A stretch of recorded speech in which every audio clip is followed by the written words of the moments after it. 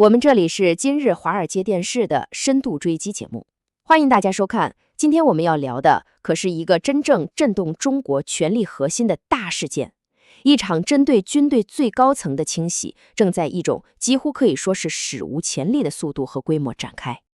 那么这次风暴的核心是什么呢？简单来说，就是中国军方的头2号人物，中央军委副主席张又侠，还有联合参谋部参谋长刘振立，据传都正在接受调查。这意味着什么？这意味着一场持续了差不多10年的军队整肃，终于把矛头对准了权力金字塔的最顶端。你知道最有意思的是什么吗？是官方处理这件事的方式，没有铺天盖地的报道，也没有长篇大论的解释，几乎就是一片沉默。但在中国的政治语境里，你得反着看，这种不动声色的冷处理，恰恰说明了这件事情的严重性。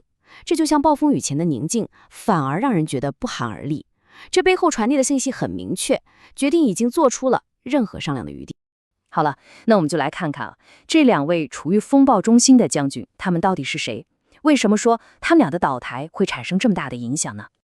一看这张对比图就一目了然了。左边的张又侠，他更像是一个权力的象征，他是所谓的红2代，背景深厚，跟习近平的个人关系也非同一般。而右边的刘振立呢，他就是军队这部庞大机器的神经中枢，是真正负责指挥打仗的人。所以你看，一个代表着政治上的正统和传承，另一个代表着军事上的实际运作。现在这2个人同时出事，这冲击力可不是1+1等于2那么简单，而是双倍的震撼。咱们先来具体看看张又侠，他已经75岁了，是军委副主席，军中的2号人物。但比职位更关键的是他的身份，太子党。他的父亲和习近平的父亲是老战友，就因为这层关系，他一直被外界看作是习近平最信任的盟友之一，甚至打破了年龄规矩，超龄留任。所以他的倒台释放了一个非常强烈的信号，那就是在这个新时代，无论是多硬的背景还是多铁的私交，可能都已经不再是绝对的护身符了。好，说完了代表政治的张又侠，我们再来看刘振立。如果说张又侠是象征，那刘振立就是实干家。他是联合参谋部的参谋长，说白了，全军的日常作战、训练、情报都归他管。动他就好比是给整个解放军的指挥系统做了一次心脏搭桥级别的大手术，这可不是小事儿，它会直接影响到整个军队的战备状态和运作效率。所以你可能也在想，为什么偏偏是现在？为什么偏偏是他们2个？其实这并不是一个突发事件。如果你把时间线拉长了看，就会发现这更像是一场持续了10年之久的权力巩固运动发展到今天的一个必然结果。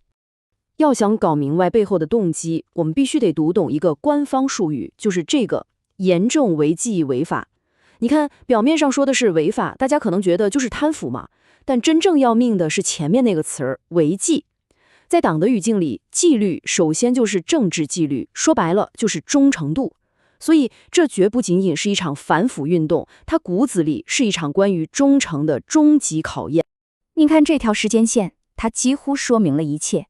从2012年开始，军队的清洗其实就没停过，但是真正的转折点是在2022年之后。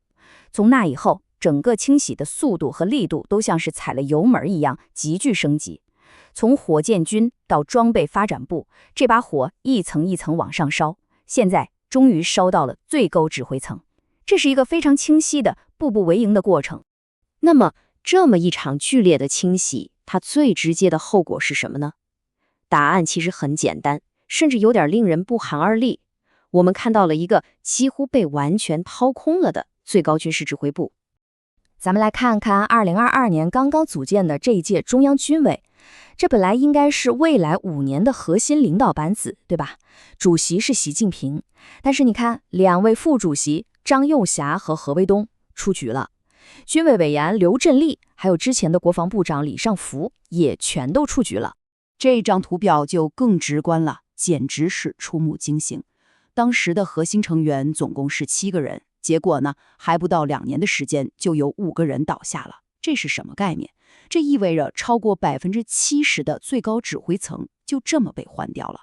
说真的，这种瓦解的速度和规模，在近现代历史上都是极为罕见的。所以最后还剩下谁在掌舵呢？答案就是这个数字2。没错，就剩2个人了。名义上的最高军事机构，现在真正能维持运作的，实际上就只有2个人，一个是最高统帅习近平本人，另一个，你猜是谁？是负责纪律检查的张生明。想想都觉得有点讽刺，唯一留下的搭档，恰恰就是这场大清洗的执行。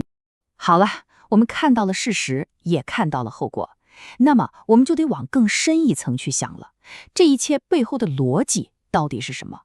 我们正在目睹的可能是一种全新的关于权力的叙事。这本质上就是一场巨大的豪赌。你看，目标非常明确，就是要确保军队在未来可能出现的关键时刻，比如台海冲突，能够做到100%的绝对的忠诚。那么风险是什么呢？风险就是你这样持续的清洗高层，必然会造成短期的混乱，会扰乱军队的作战效率。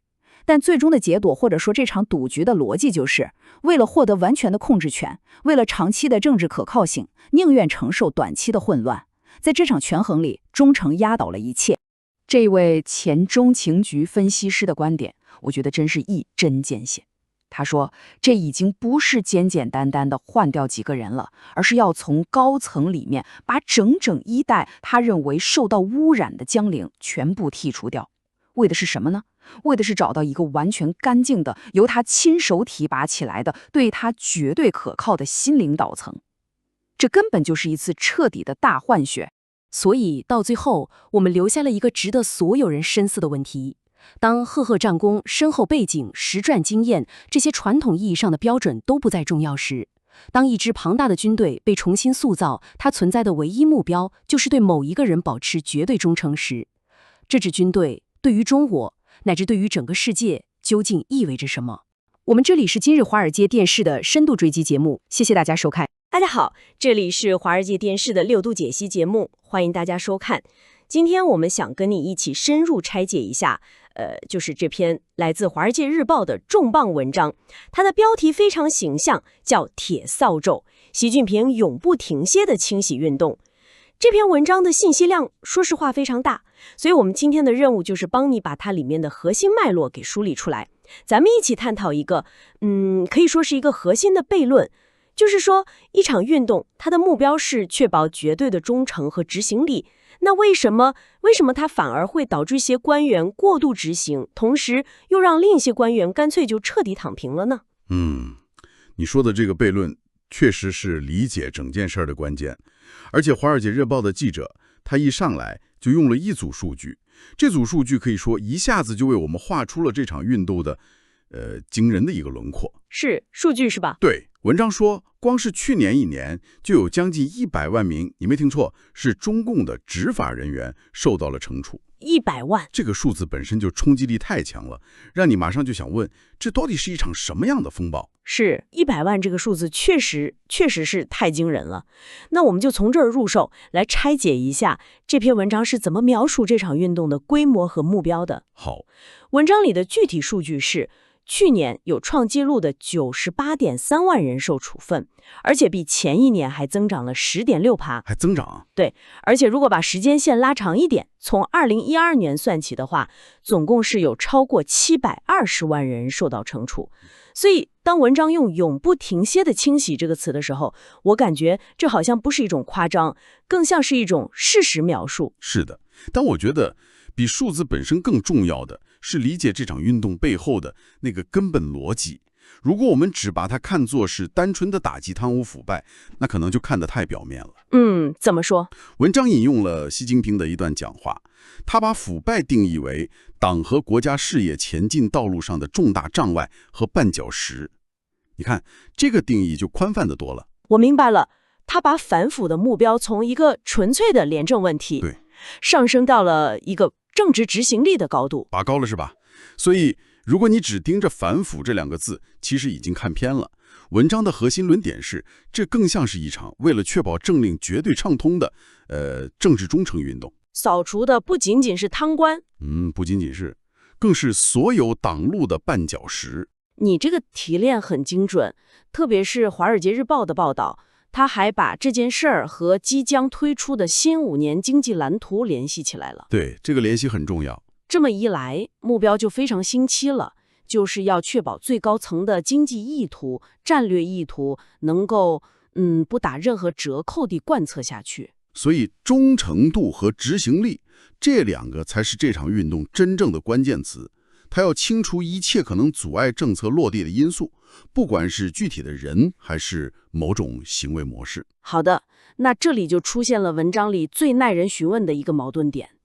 按理说，在这么大的压力之下，政策执行应该更顺畅才对。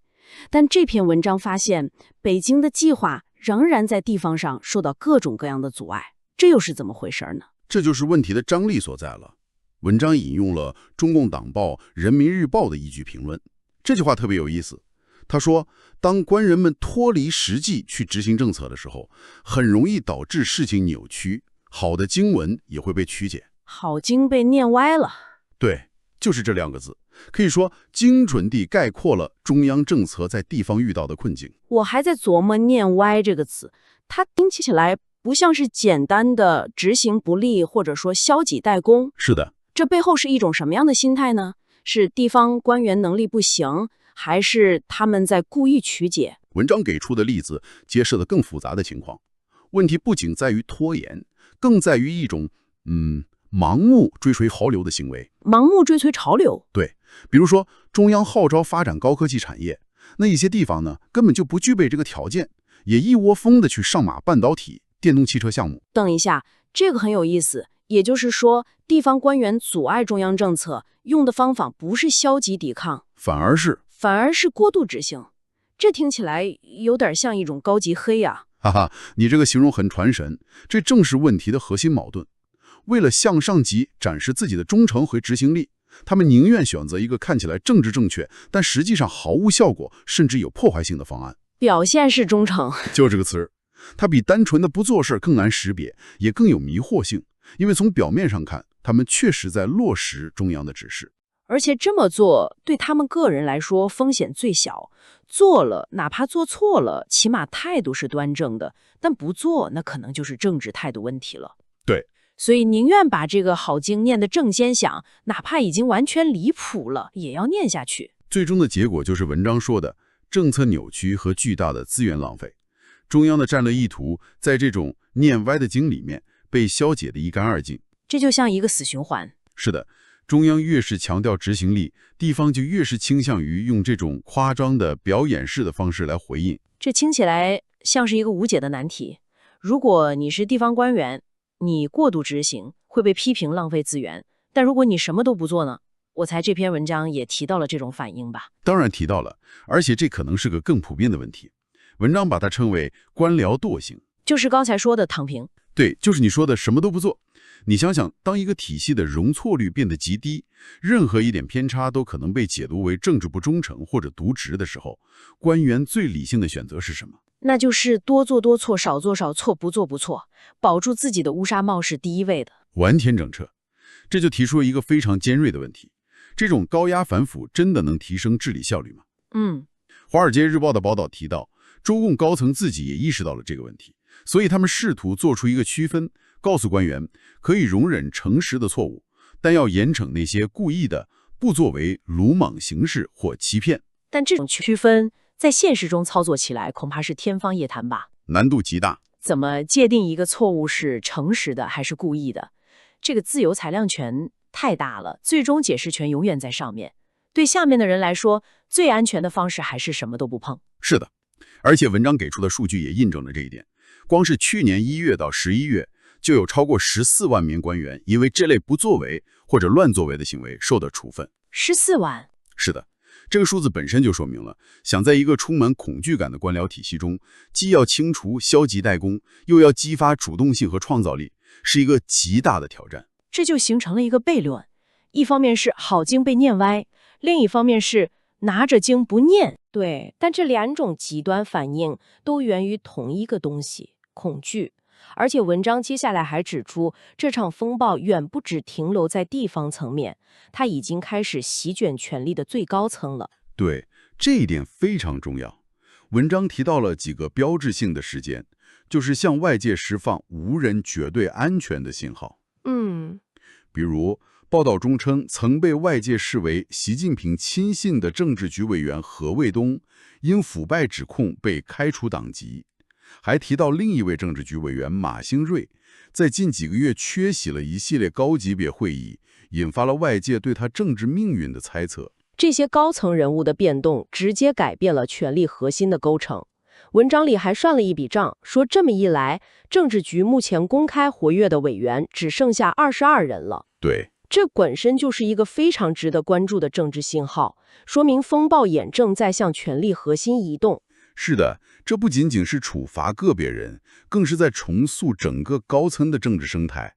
通过处理这些曾经被认为是亲信或者身居高位的人物，来强调纪律和忠诚是绝对的，任何情面可讲，也没有任何所谓的安全区。不过，我读完整篇文章，感觉最令人不寒而栗的一个细节是，这场清洗甚至开始波及到执行清洗的机构本身，就是纪委系统。对，也就是我们常说的纪委。是，这一点是《华尔街日报》这篇报道一个非常敏锐的观察点。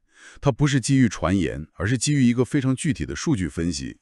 报道指出，在最近一次中央纪律检查委员会的全会上，133名委员中，只有120人出席，出席率是90%。90%的出席率，单听起来好像，也不算太低。但是《华尔街日报》的记者做了数据比对，他指出，这是自1986年以来同类会议中出席率最低的一次。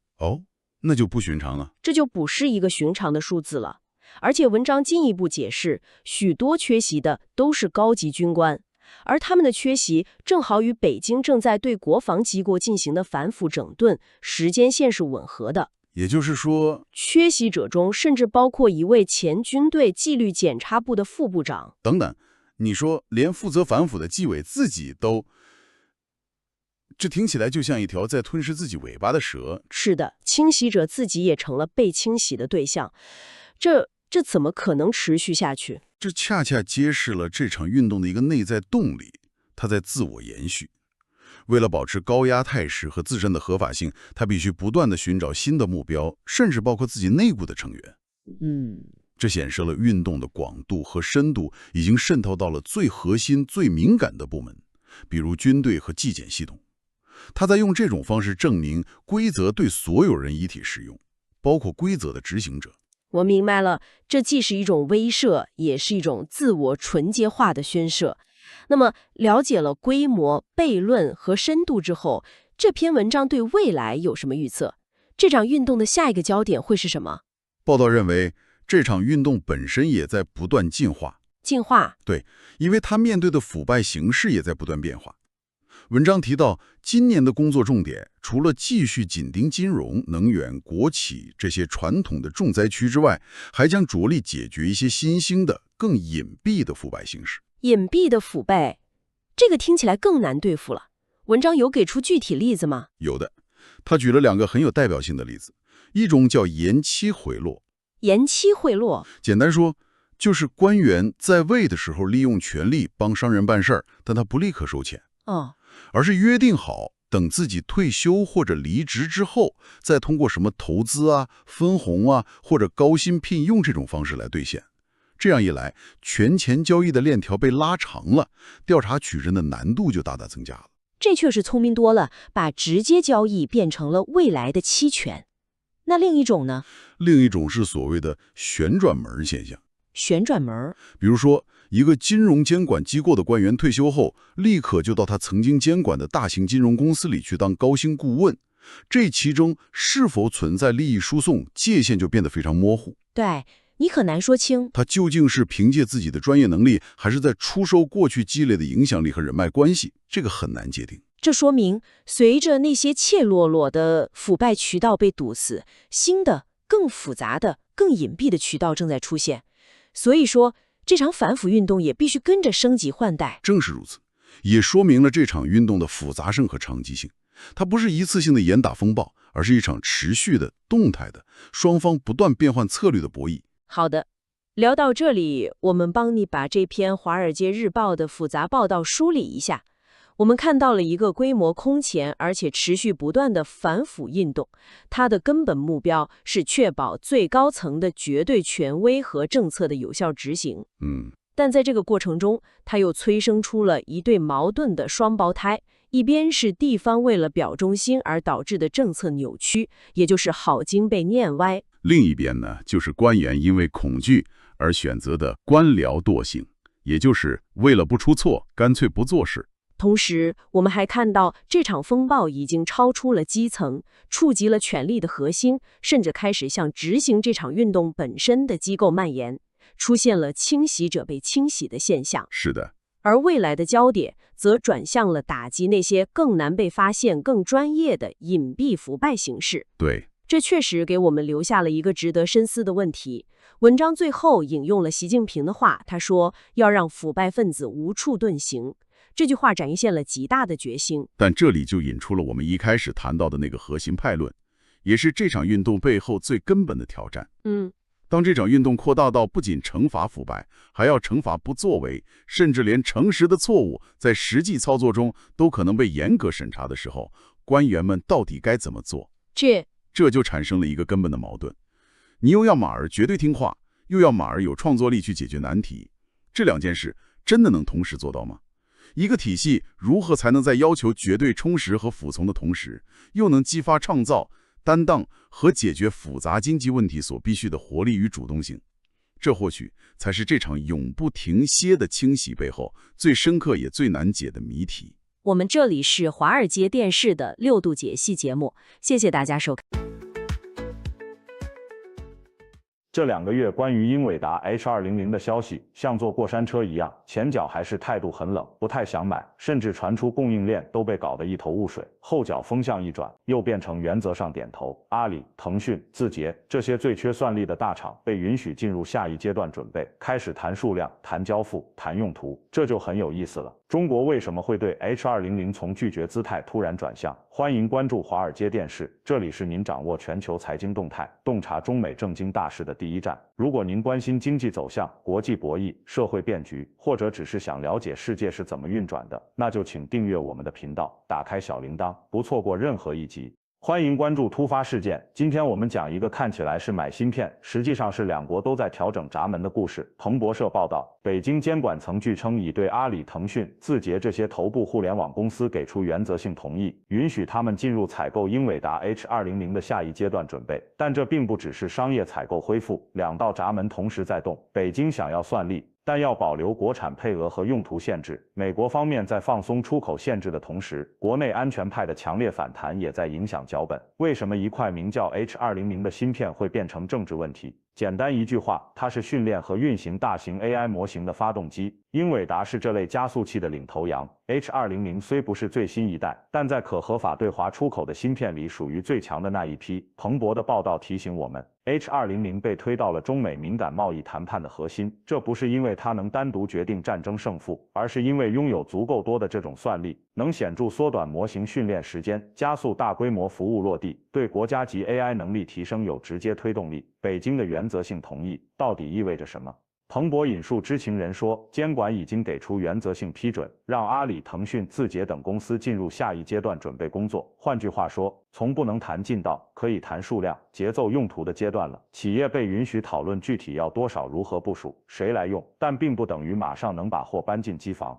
即便有了这一步，实际能不能买，还要看更多细节如何定。比如，北京会鼓励企业在获批的同时购买一定份额的国产芯片作为条件，但目前没有明确数字，这里是个明显的留白。别忘了美国的出口许可。彭博也写道，英伟达方面已向华盛顿提交了许可证申请，且英伟达高管表示最后细节正在敲定。所以这是一场双重审批，中国放行或不放行，美国放行或不放行，任何一方卡住，交易都可能落空。这是我们常说的双重闸门逻辑，两国都握着钥匙，哪一边紧一分松一分，都会改变最终结果。媒体间存在的表述差异也值得注意。彭博报道说，监管已给予原则性同意，而 CNBC 在关于黄仁勋行程的报道中引到中国商务部称不知情的回应。说回企业为什么迫切要它，彭博援引的消息显示，阿里和字节在私下告诉英伟达，他们各自有意向订购超过20万颗的 H200点。想象一下这个量级，几十万颗加速器不是给实验室做几次试验用的，这是上数据中心、上机架的大规模部署，是为了训练和运行代际更大的模型，是为了在产品和服务上和 OpenAI 等美国竞争者硬碰硬。这也呼应彭博的另一点，阿里、腾讯等头部云和互联网公司正在花数十亿美元建设数据中心和训练资源，算力是他们保持竞争力的关键。彭博还说，北京计划把 H200的进口禁止用于敏感机构和关键基础设施，这是个关键的限制。但什么叫敏感机构、关键基础设施？报道里还没有明确的定义，没有定义就意味着监管在留余地，审批时可以对机构类别、用途、部署场景加以严格界定，或者在实际操作中反复收紧。再结合会鼓励购买国产芯片作为条件的表述，北京在用一种折中方式承认现实的算力需求，但通过配额或用途限制，把国产替代的政治正确性与国家安全警惕性保留下来。这套安排对市场和企业有什么直接影响？市场上已经给出了早期反应。彭博指出，报道发布后，英伟达股价在纽约一度上涨多达 2.6%， 台积电的美股存托凭证也涨了 1.9 点。这种行情短期内反映的是市场预期，若中国市场恢复对 H200的购买，英伟达和整个供应链都会受益。与此同时 ，CNBC 披露黄仁勋计划访华，意味着英伟达高层在亲自推动商业谈判，处理物流障碍。CNBC 提到，黄仁勋将出席在北京的公司聚会，并会见潜在买家，讨论将美国允许出口的英伟达芯片如何进入中国市场的物流问题。这在商业层面是非常现实的一步。高管出面，现场谈数量和交付细节，表明厂商和客户都希望把这件事从政策层面落地。但另一股力量也在施压美国政策的窗口。Anthropic 的 CEO 达里奥·阿莫代在达沃斯公开表示，把先进 AI 芯片卖给中国，像把核武器卖给朝鲜一样，用词极端，直指国家安全后果。彭博援引的内容说，特朗普政府在某种程度上放松了对先进 AI 芯片的出口禁令，允许 H200这样的器件出口，而像最新一代的 Blackwell 家族仍然受限。阿莫代的比喻和立场是美国国内安全派的一部分声音，它代表了反对放宽限制的强硬一面。正因为美国国内在产业利益与国家安全之间存在分歧，哪怕白宫方向倾向放松，也可能遇到来自企业之外政策顾问和国安圈的强烈反对。这种分裂会让美国对外放行的节奏和条件难以彻底一边倒，进一步增加两道闸门之间的不确定性。彭博提到，如果禁令持续，本土对手像华为和寒武纪等已经在成长并计划扩大产量，中国也在做长期赌注，准备新一轮高达约700亿美元的芯片刺激计划，目标是提升自给能力。这解释了北京为什么一方面允许有限进口，一方面又强调国产替代。短期内中国需要算力来追赶和竞争，但长期目标仍是减少对外依赖。原则性同意正是这种短期需求与长期自立的拉扯产物。这次所谓原则性同意，更像是北京在算力现实主义和国产替代政治正确之间的折中，而不是简单的单纯放水或示好美国。证据在于允许头部企业进入下一阶段准备，同时提出要鼓励买一定量国产芯片，并且你禁止用于敏感机构。这既承认了企业的商业需求，也保留了政治与安全控制的空间。北京并没有把大门彻底打开，而是在门缝上留了条件，带了项圈。若审批在短时间内突然大幅放宽，所有限制和用途定义都被撤掉，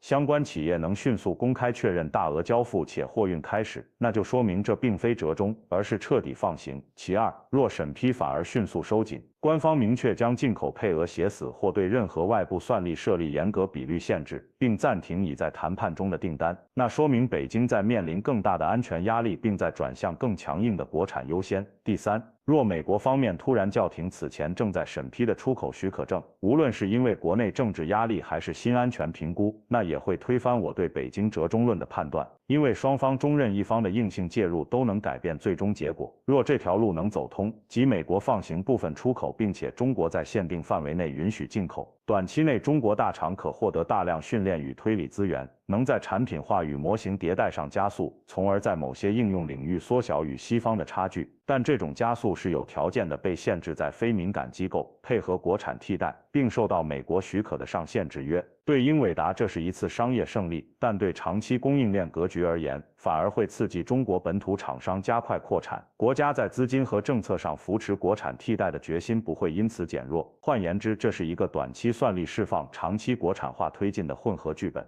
值得关注的是，英伟达和客户是否公开确认订单规模与交付时间，中国监管是否尽快给出敏感机构关键基础设施的定义，美国能否完成对英伟达出口许可的最后敲定，还是会因为国内安全争议而放缓。还有一个实际的观察点是黄仁勋的中国行程。CNBC 写道，他将亲自赴京会见潜在买家，并讨论物流能不能把场面的商业意愿转成真实货运，是判定这出戏能否落幕的关键一幕。市场的短期反应已经显露，但真正决定性的是具体的许可证、具体的用途限制和交付记录。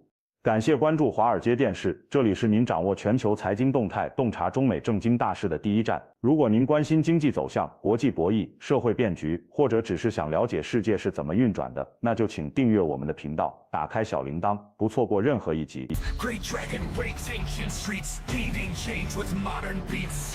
Cities rise and towers peak, new dawn breaking bold and sleek. From the Great Wall to Shanghai, progress moves as kites fly high. Tech and trade, it's all in play, future shines brighter every day. Great dragon roar, change the cars marching strong with mighty force. Whoa. New era, new wave, fast-paced day, history made in bold display. Politicians make their plea, voices blend in harmony. Policies for growth and peace, ambitions never cease. Dreams of silk and digital, bridging gaps from old to new. Fortunes build and bonds renew, nations strengthen, bold review. Traditions hold, but minds explore. East meets west and knowledge door. Complex world they navigate, China's power demonstrates.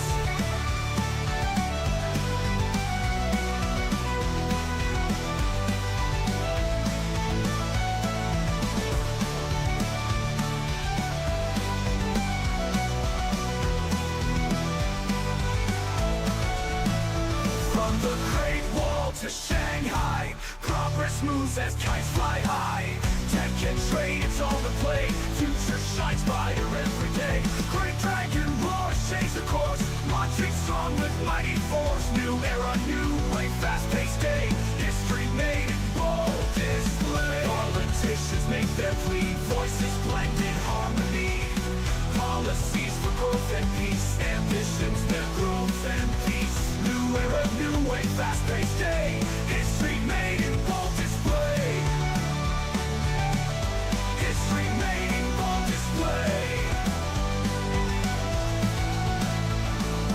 Politicians make their plea, voices blend in harmony. Policies for growth and peace, ambitions never cease. Dreams of silk and digital, bridging gaps from old to new. Fortunes build and bonds renew, nations strengthen, bold review.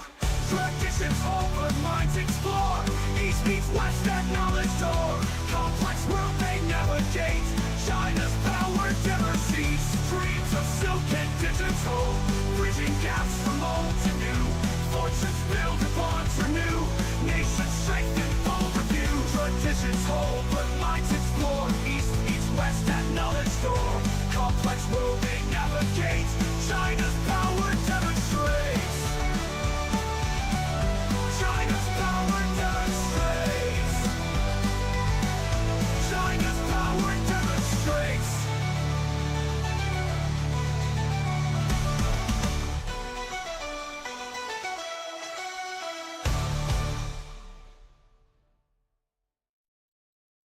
加华尔街电视，洞察未来6度解析。 ，6度解析。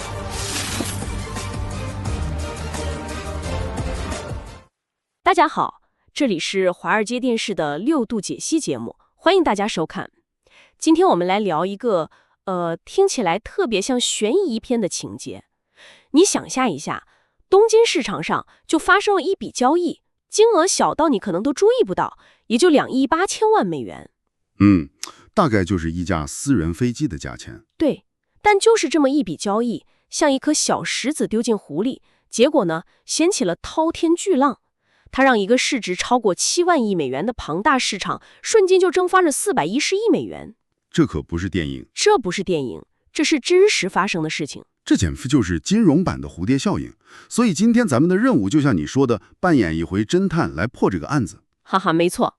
我们手头上有不少线索，比如来自新浪财经、彭博士的实时报道，还有像建银国际、德意志银行这些大机构提供的深度分析。咱们的目标就是把这些信息给你揉碎了、聊透了，搞清楚这只蝴蝶到底是怎么扇动翅膀的。而且还要看明白这场风暴对我们接下来要面对的2026年到底意味着什么。对，感觉就像一个金融谜案。我们有案发现场，一个价值410亿美元的市场大动，我们有头号嫌疑人，一笔区2亿8的交易，但这肯定只是个影子。今天我们就来找出这背后的同伙，从东京的政治承诺到纽约的交易算法，揭开这场全球市场震荡背后的真正动机。好了，让我们先回到案发现场看一看，到底发生了什么？好，这个案发现场就是日本的超长期国债市场。超长期？对，特别是那种30年期和40年期的国债。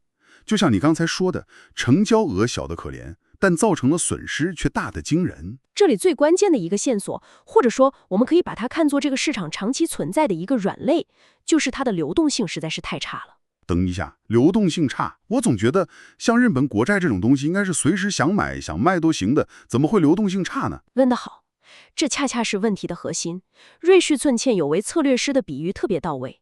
他说，日本国债市场就像一个参与者很少的高端艺术品拍卖会，平时可能没什么交易，非常安静。我好像有点明白了，但突然有人急着要卖一幅画，哪怕只是一小幅，只要他愿意降价，那最后一吹敲定的价格就会瞬间拉低整个拍卖行里所有同类艺术品的估值。哇，日本国债市场就是这样，最后那笔交易的价格就能决定数万亿美元资产的账面价值。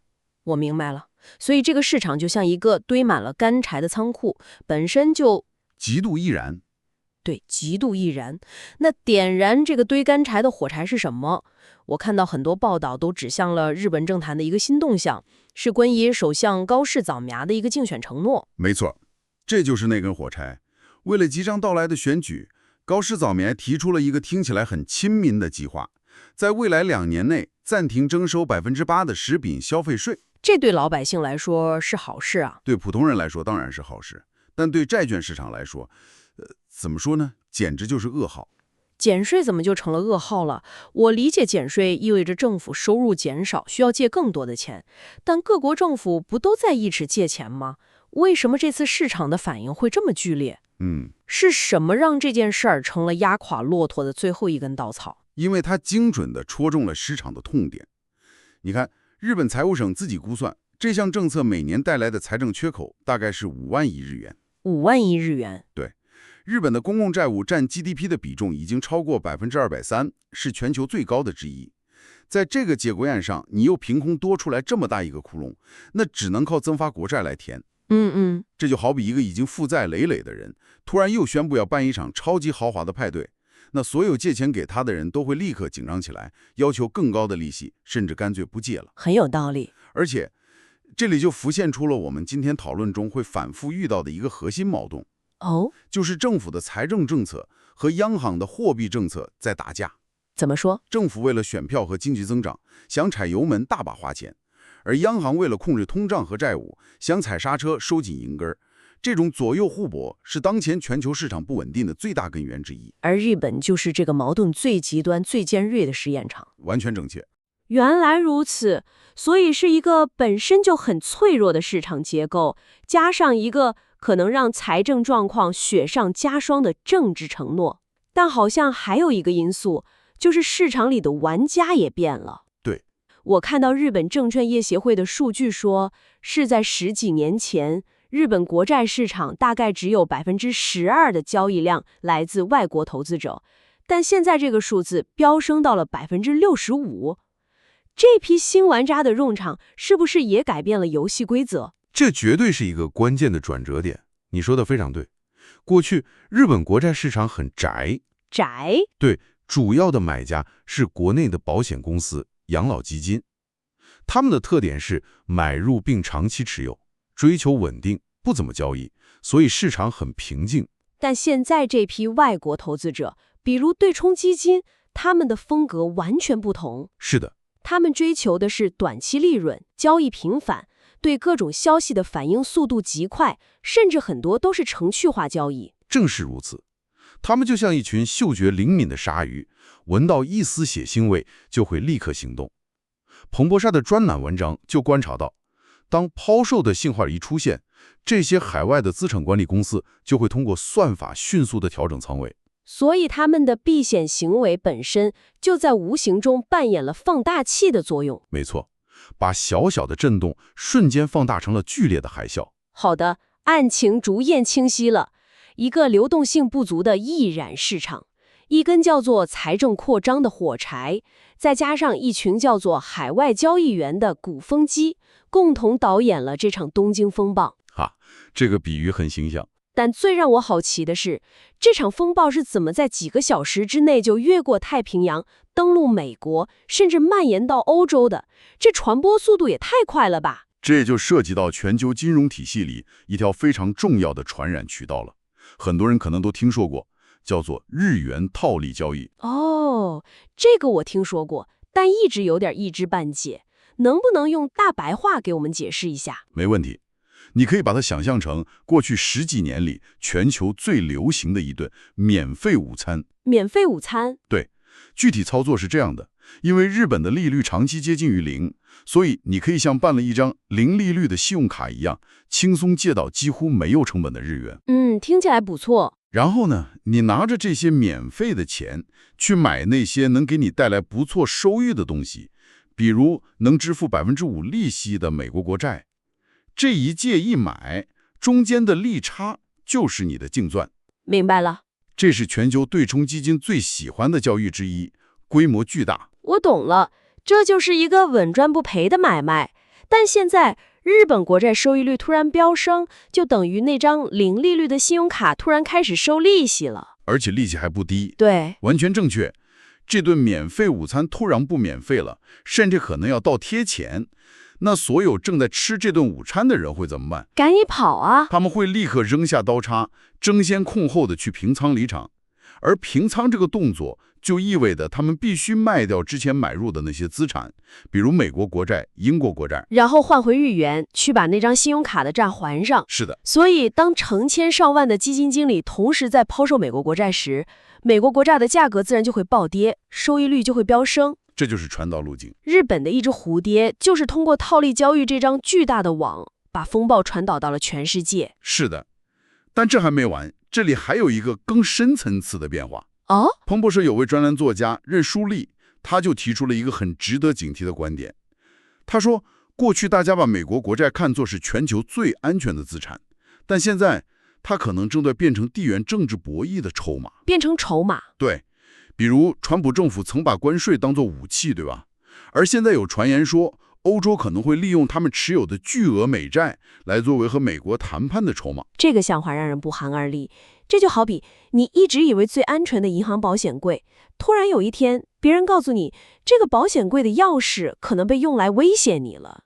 就完全改变了 safety 的定义。这恰好印证了国际货币基金组织，就是 IMF， 他第一副总裁郭贝纳瓦的警告。他最近就直言不讳地说，全球债券市场正在一种脆弱状态，全球债务水平高得惊人，而且还在上升。听起来很严重。他说了一句让我印象很深的话，过去几年我们没有发生金融危机，不代表未来永远不会发生。哇，这其实是在提醒我们，那个我们习以为常的把发达国家国债当作终极避风港的时代，可能正在悄然结束。如果连传统的避风港都变成了风暴眼，那未来的航程就真的要小心了。说到未来，我看到建英国际对2026年的展望报告，他们用了一个词儿来形容当下的市场，我觉得特别贴切，叫高处不胜寒。高处不胜寒，意思是说，资产价格已经被推得很高了。过去那种经济数据不好，央行就会降息放水，所以是利好的简单逻辑可能玩不转了。对，这份报告的判断很有意思。他认为2026年的市场会变得更复杂。比如对美国，报告觉得上半年市场可能还会继续做着降息的美梦，但到了下半年，通胀、财政赤字和政治这些不确定因素会越来越多。然后呢？然后市场的逻辑可能从降息是好事，变成坏数据意味着经济真的要衰退了。那欧洲和日本呢？欧洲的关键字是修数有限，经济增长没什么后劲，估值也到了一个瓶颈。而日本恰恰是我们今天讨论的核心风暴眼。报告预计，日本会呈现出我们刚才提到的那种，精神分裂的状态。精神分裂就是央行偏鹰派和财政扩张并行。央行想踩刹车，政府想猛踩油门。一辆车上两个人同时对着干，结果可想而知。结果就是剧烈的颠簸和不确定性。这种政策的内部冲突会直接导致日本的国债和汇率剧烈波动，然后通过我们刚才聊的那些渠道，把风险撒向全世界。哇哦，在这种充满矛盾和不确定性的背景下，德意志银行的报告更大胆。他们直接列出了一系列可能在2026年出现的黑天鹅事件。对，有好有坏，看得人心惊肉跳。比如，乐观的设想是 AI 热潮带动美国经济重回4%以上的高增长，标普500指数直接冲上8000点。但同时，悲观的场景则和我们今天的话题环环相扣。报告里提到了3个最值得你警惕的下行风险。是哪3个？第一个是美联储被迫重启加息。如果通胀这个牛皮糖就是甩不掉，那美联储可能不得不掉头重新开始加息，这会把现在所有资产的定价基础都给掀翻。这个风险确实很大。第二个，我猜和 AI 有关。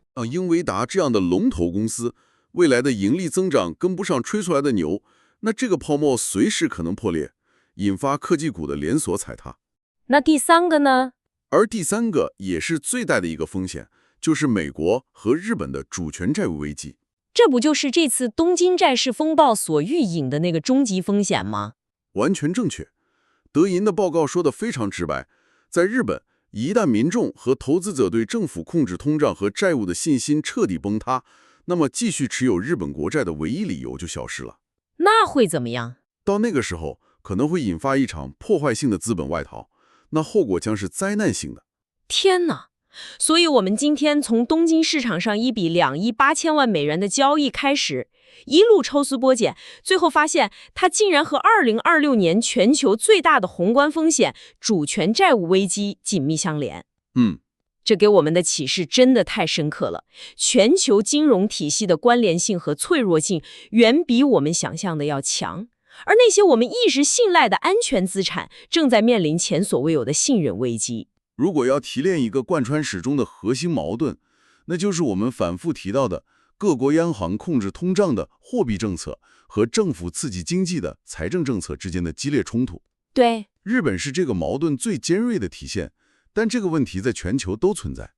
正是这种宏观政策层面的左右互搏，制造了我们今天看到的巨大波动，也为未来的危机埋下了种子。过去我们总喜欢把金融体系比作一个复杂的网络，担心一个节点的崩溃会引发多米诺骨牌效应。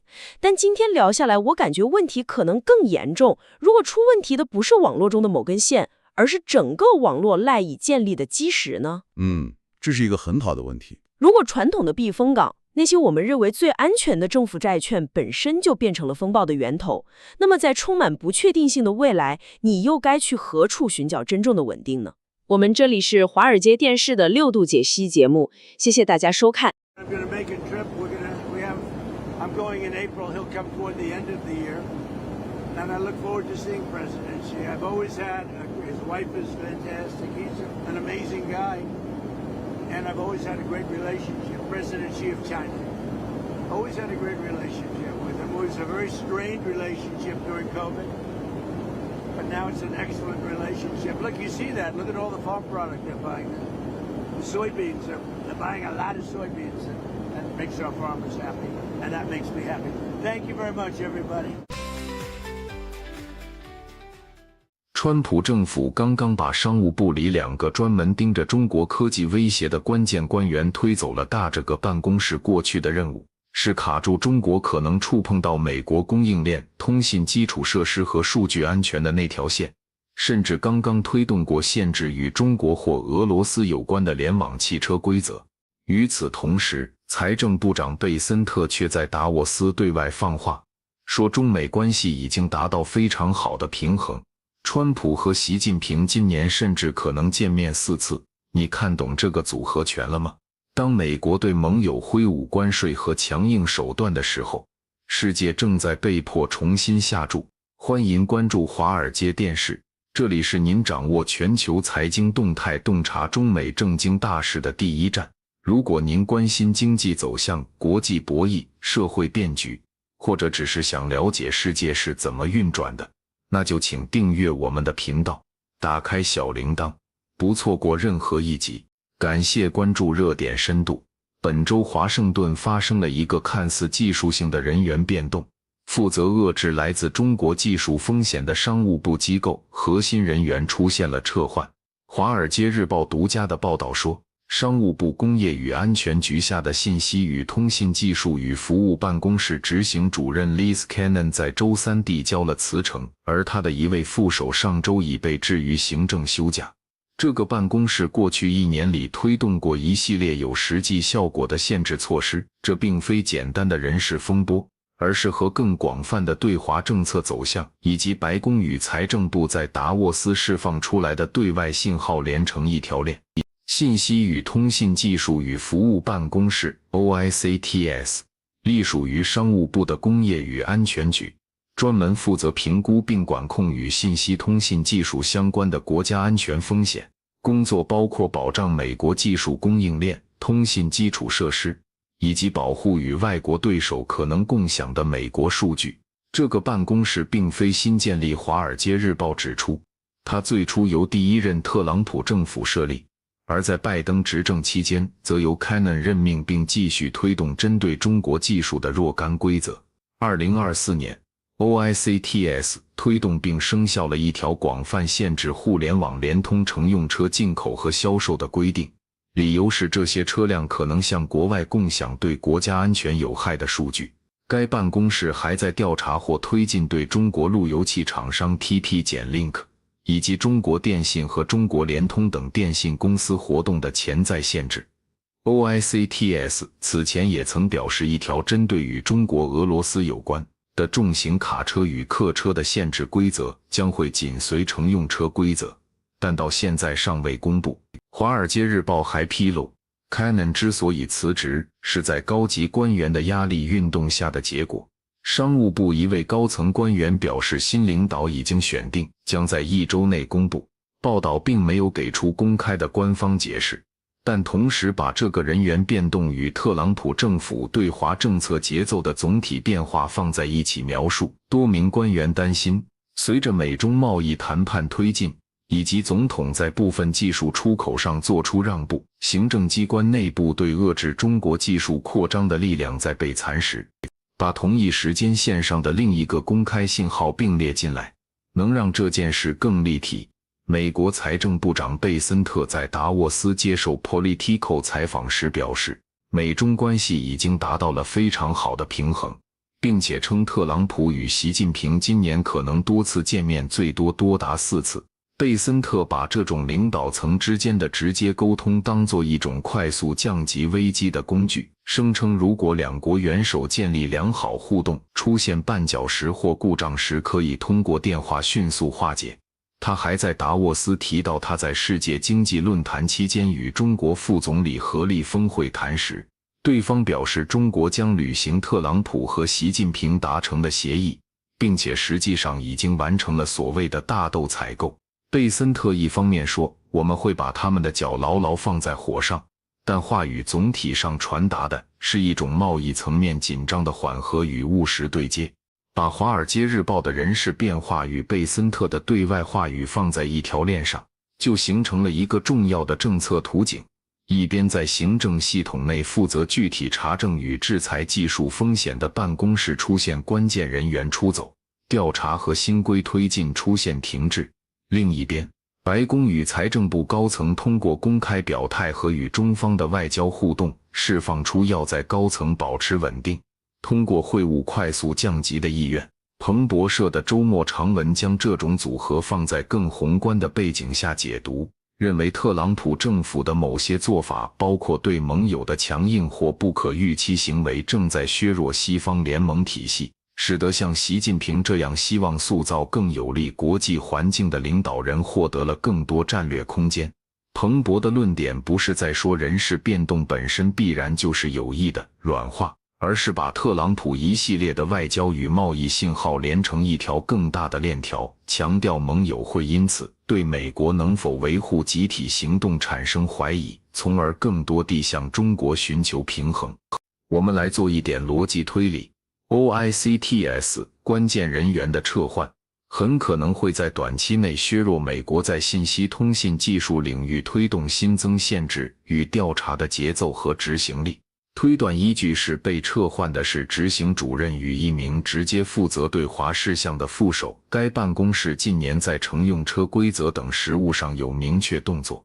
而报道同时指出，过去1年内未再公布其他新规则，调查进展放慢，新领导尚未到位。替代解释包括这只是例行的人事调整，新任领导会很快恢复并延续 Canon 团队的优先项，或这是为了把 OICTS 整合进不同的部署以提高效率。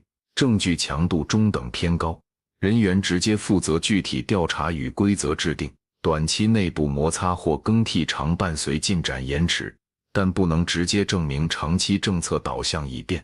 白宫与财政部的公开表态与行政内部对技术限制动作的放慢，合计形成一个倾向于高层优先通过领导人对接解决争端，而非靠行政惩罚性工具压制对手的政策氛围。推断依据是贝森特强调通过领导层会面和快速通话去降级，并称已达平衡。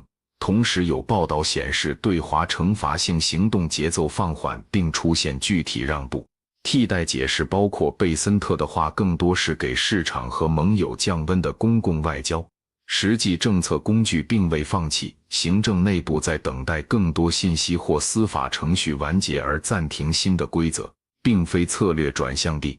证据强度中等，政治层面的公开话语确有影响，但很难断定是政策替代而非战术性表态。如果这组人事、政策与话语延续下去，长期风险在于既削弱美国对关键技术出口控制与投资审查的实务能力，也侵蚀与盟友围绕共同技术限制的协调力，从而让北京在一些领域获得更大的国际行动空间。推断依据是 OICTS 负责落地具体管控，人员动荡会影响连续性。盟友对美国不可预测性的担忧会降低他们在对华管制上与美方保持步调一致的意愿。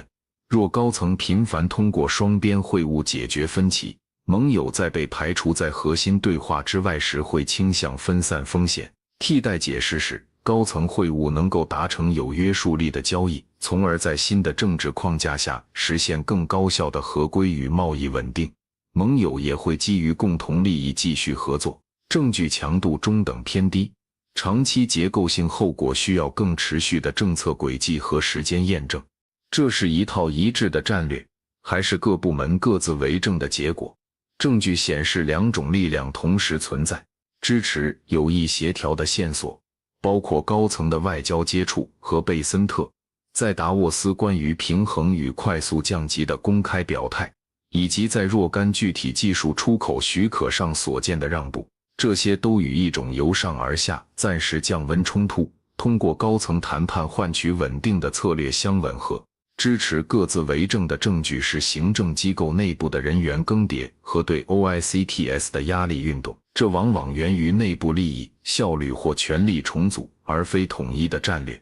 综合评估更有可能是以总统与核心外交团队为主导的临时政策调整，行政机构在执行层面出现摩擦与抵触，从而表现出表面上的不一致。这套组合拳，短期换到了什么？长期又可能丢掉什么？短期收益包括缓解贸易紧张，降低市场与供应链的立刻冲击，并为高层会谈留出谈判空间。企业特别是半导体与云服务业可能短期获益，长期代价是制度性能力的削弱。如果负责查核调查与规则制定的办公室被边缘化或人事不稳，细致的技术评估和持久管控会流失。更重要的风险是盟友合作意愿的下降。一旦盟友觉得美国政策不可预测，他们更倾向于独立选择与中国的经济接触，以分散风险，从而稀释由美国牵头的多国技术限制联盟的效力。真正被削弱的是对华技术管制能力，还是对盟友的号召力，还是两者同时？短期内更直接受挫的是对技术管制的执行能力。人员撤换会影响调查与规则推动的速度和连续性，但长期而言，这种执行能力的削弱会变成对盟友号召力的侵蚀。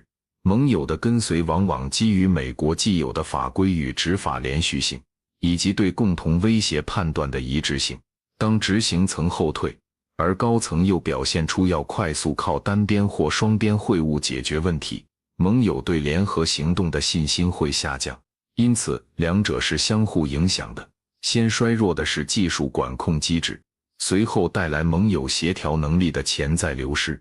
或许，这是为达成谈判或贸易稳定的战术性停火，并不代表长期政策转向。支持证据包括贝森特的达沃斯言论、白宫层面试图通过高层互动快速解决冲突，以及报道中对大豆采购完成等交易性细节的强调。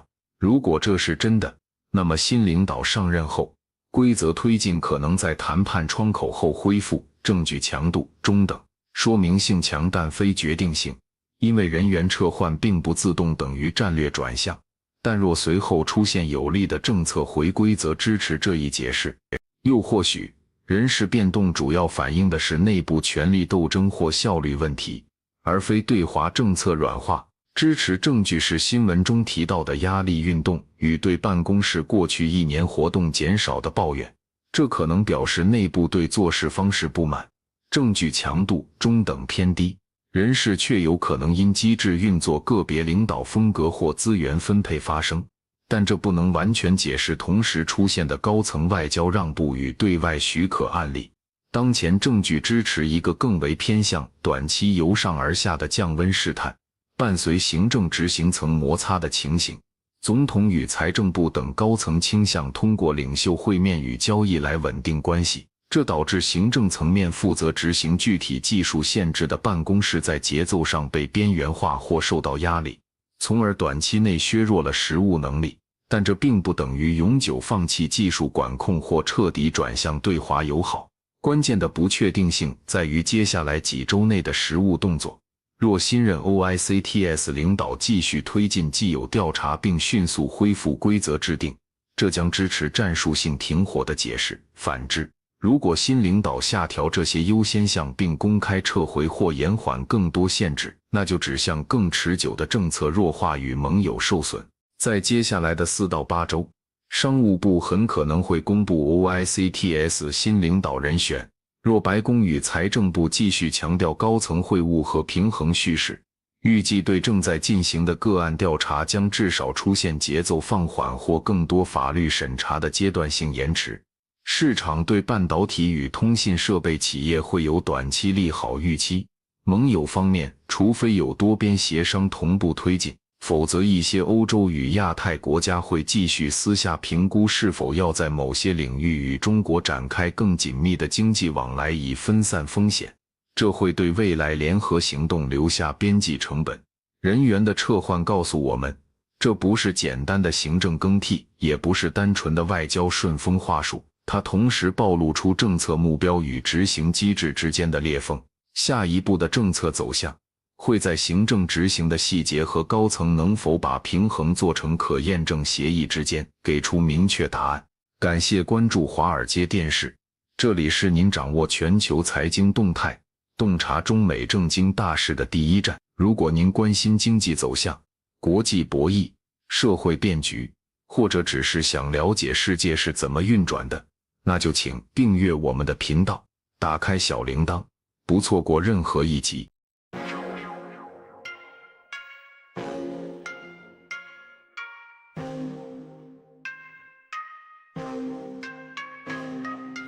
News breaks, buzz the ground. Stories spin, walls come down. Voices merge in the sound.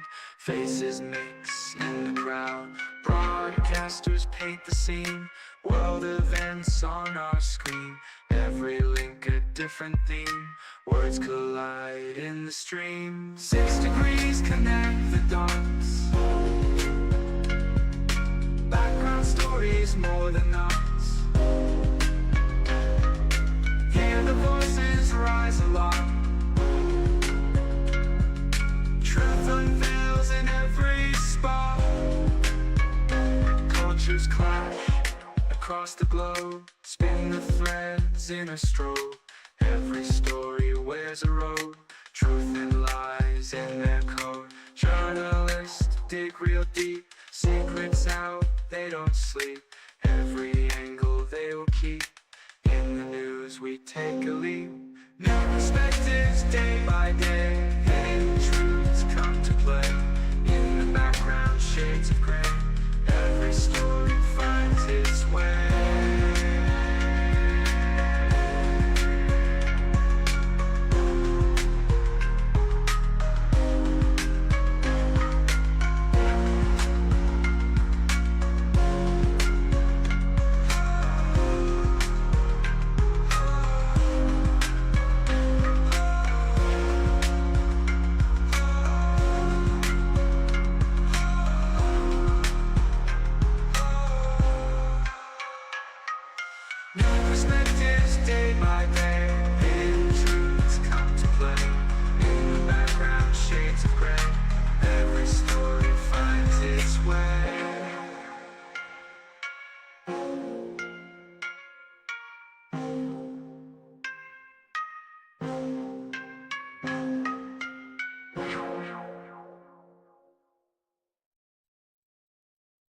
华尔街电视，洞察未来6度解析，6度解析。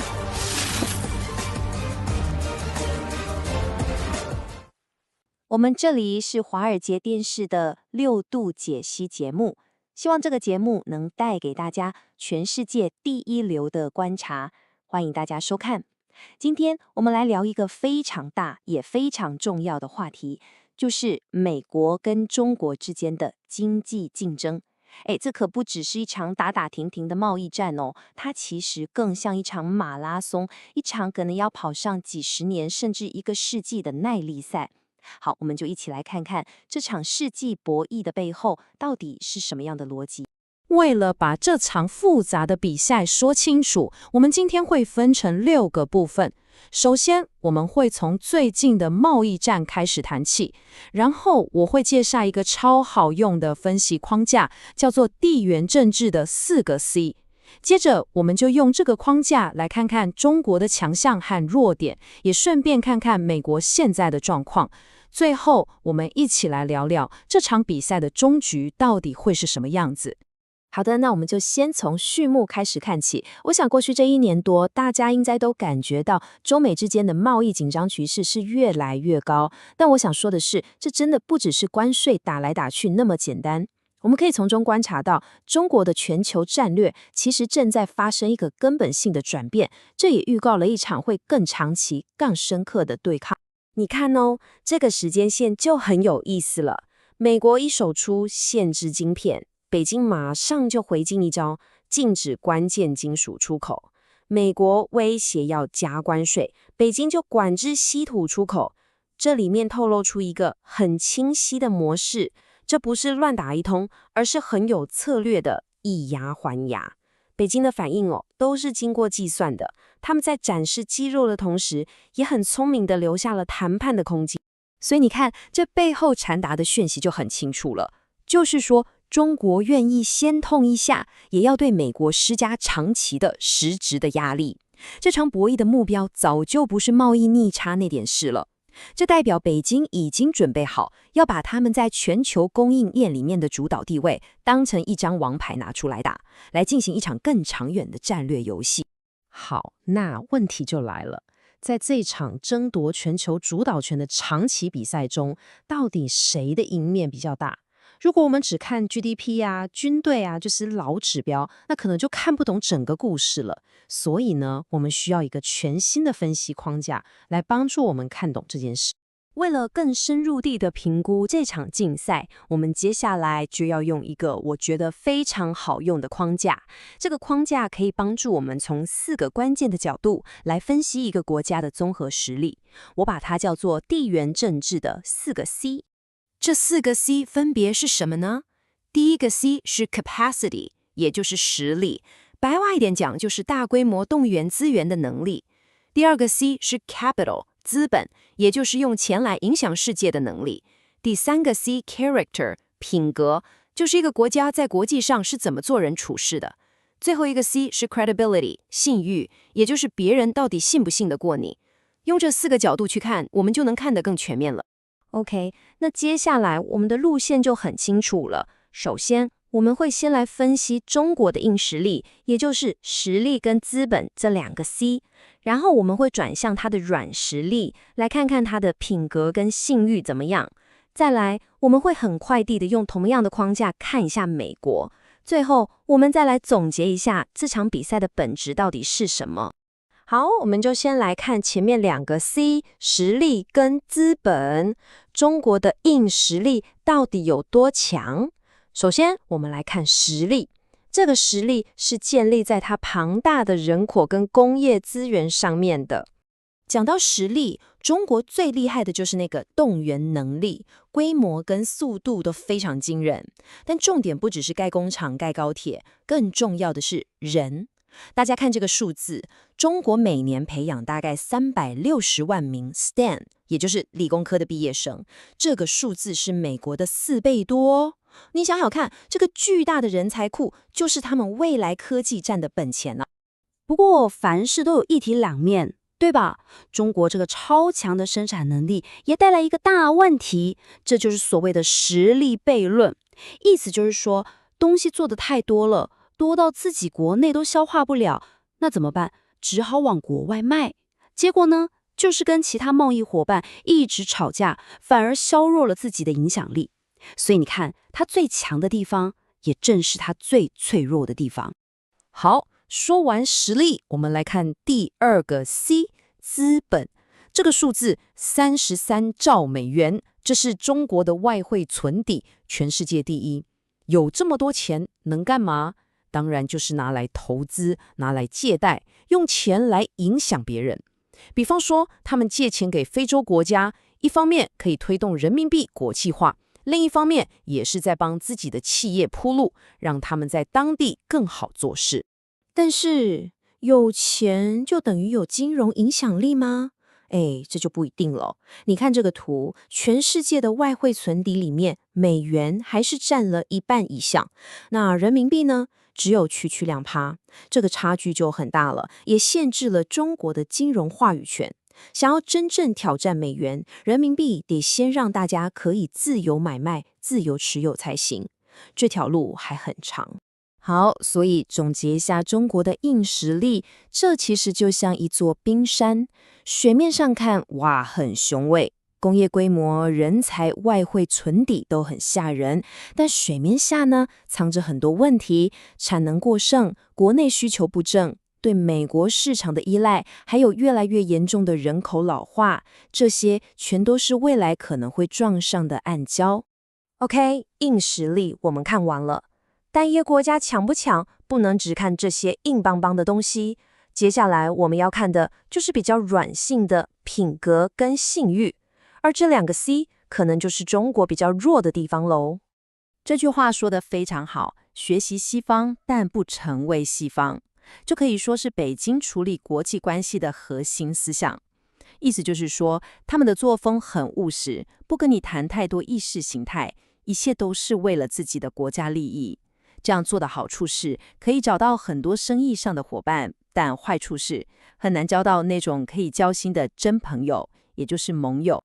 那这种行事风格，再加上很多事情都不够透明，就产生了一个问题，叫做信誉逆差。意思就是，不管你本来的意图是好是坏，别人看你都先打个问号。比方说，大家都在讲的债务陷阱，虽然不一定有证据说是故意的，但为什么大家都会这样想？就是因为整个过程不透明，让人不安嘛。还有那些海外港口的投资，到底是国家行为还是商业行为，界限很模糊，别人当然会怀疑你背后有什么目的。好，中国的部分我们分析的差不多了，现在我们用同样的4个 C 框架，很快的来看一下它的对手美国。毕竟知己知彼才能看得更清楚嘛。这句话说得很重，但也说出了现实。美国再也不能指望依靠其传统优势了。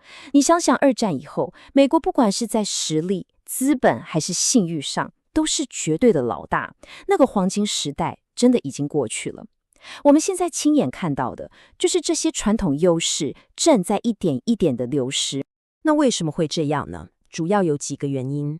第一，花钱没节制，财政问题越来越严重。第二，动不动就把经济当武器，把美元当武器。第三，对盟友的承诺也开始摇摇摆摆。这些行为都在严重消耗过去几十年累积下来的信任跟影响力。而美国自己这边在失血，就等于是给了北京见缝插针的好机会。好，那聊到这里，既然两边看起来都没有办法一拳就把对方 KO， 那这场比赛最后会怎么收场？这就是我们要谈的终局了。这里最重要的结论就是，这场竞争不会有什么电影般的决战时刻，它不是短跑，而是一场超级马拉松，一场耐力赛。那谁能赢呢？不是看谁的拳头比较硬，而是看谁能把自己家里的事情处理好，谁的气比较长，能够撑得比较久，撑个几十年。对中国来说，什么叫赢？就是顶住美国的压力，继续发展，直到美国觉得算了，我挡不住你了。那对美国来说呢？胜利就是重新建立自己的信誉，同时想办法让中国不要那么有攻击性。不过说真的，两边都有自己的强项跟弱点，谁想完胜对方，我看都很难。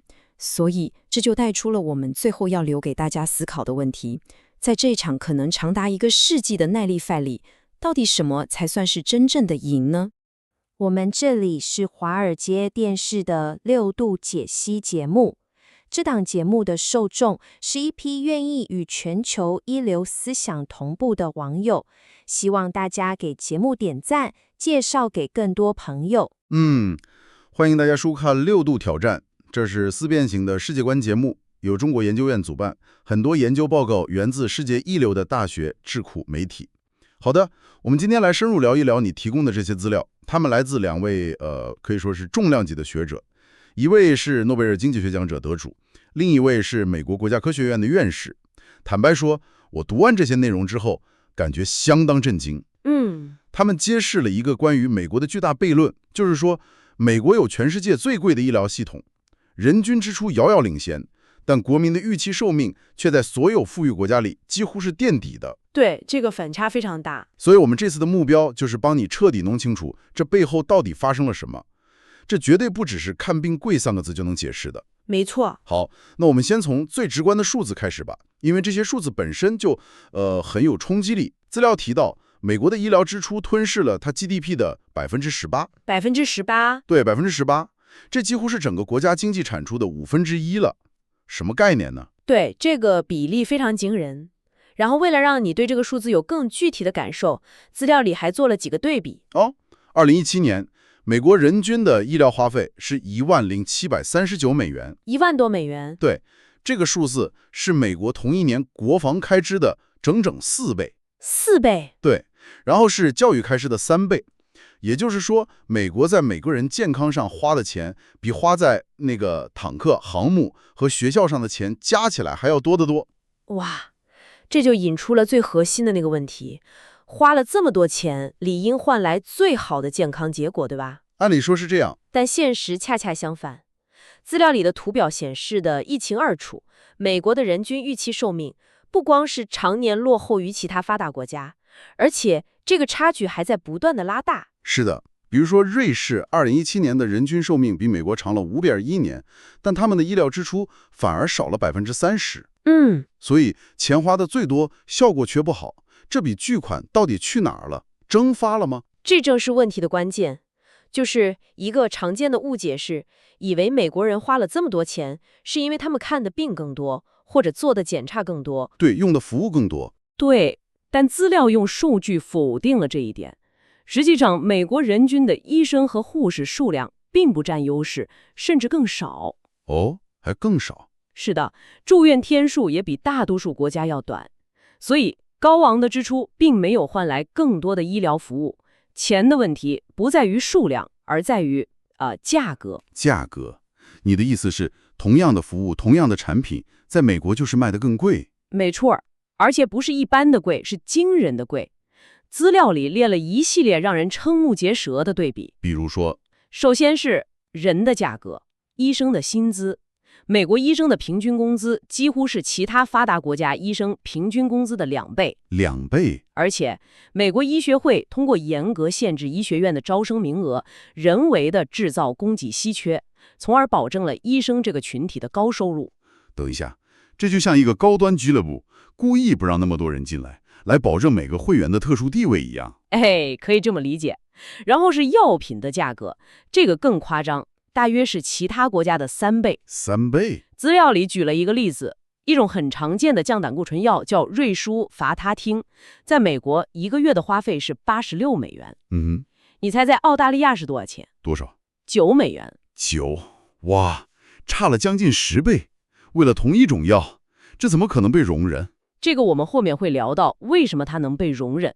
我们先把这个价格清单看完。好。还有手术费用。一个髋关节置换术在美国平均要超过4万美元，4万，而在法国大概是11000美元。连一个基础的磁共振成像检查，在美国要1100多美元，在英国只需要300美元。天哪！所以你看，从医生到药品再到服务，每一个环节的价格都被极大的放大了。所以这些钱并没有蒸发，而是流入了少数人的口袋里。资料里把这些受益者称为一个利益铁三角，这个词很有意思，具体是指谁？这个铁三角指的就是制药巨头、私营保险公司，还有医院和医生集团。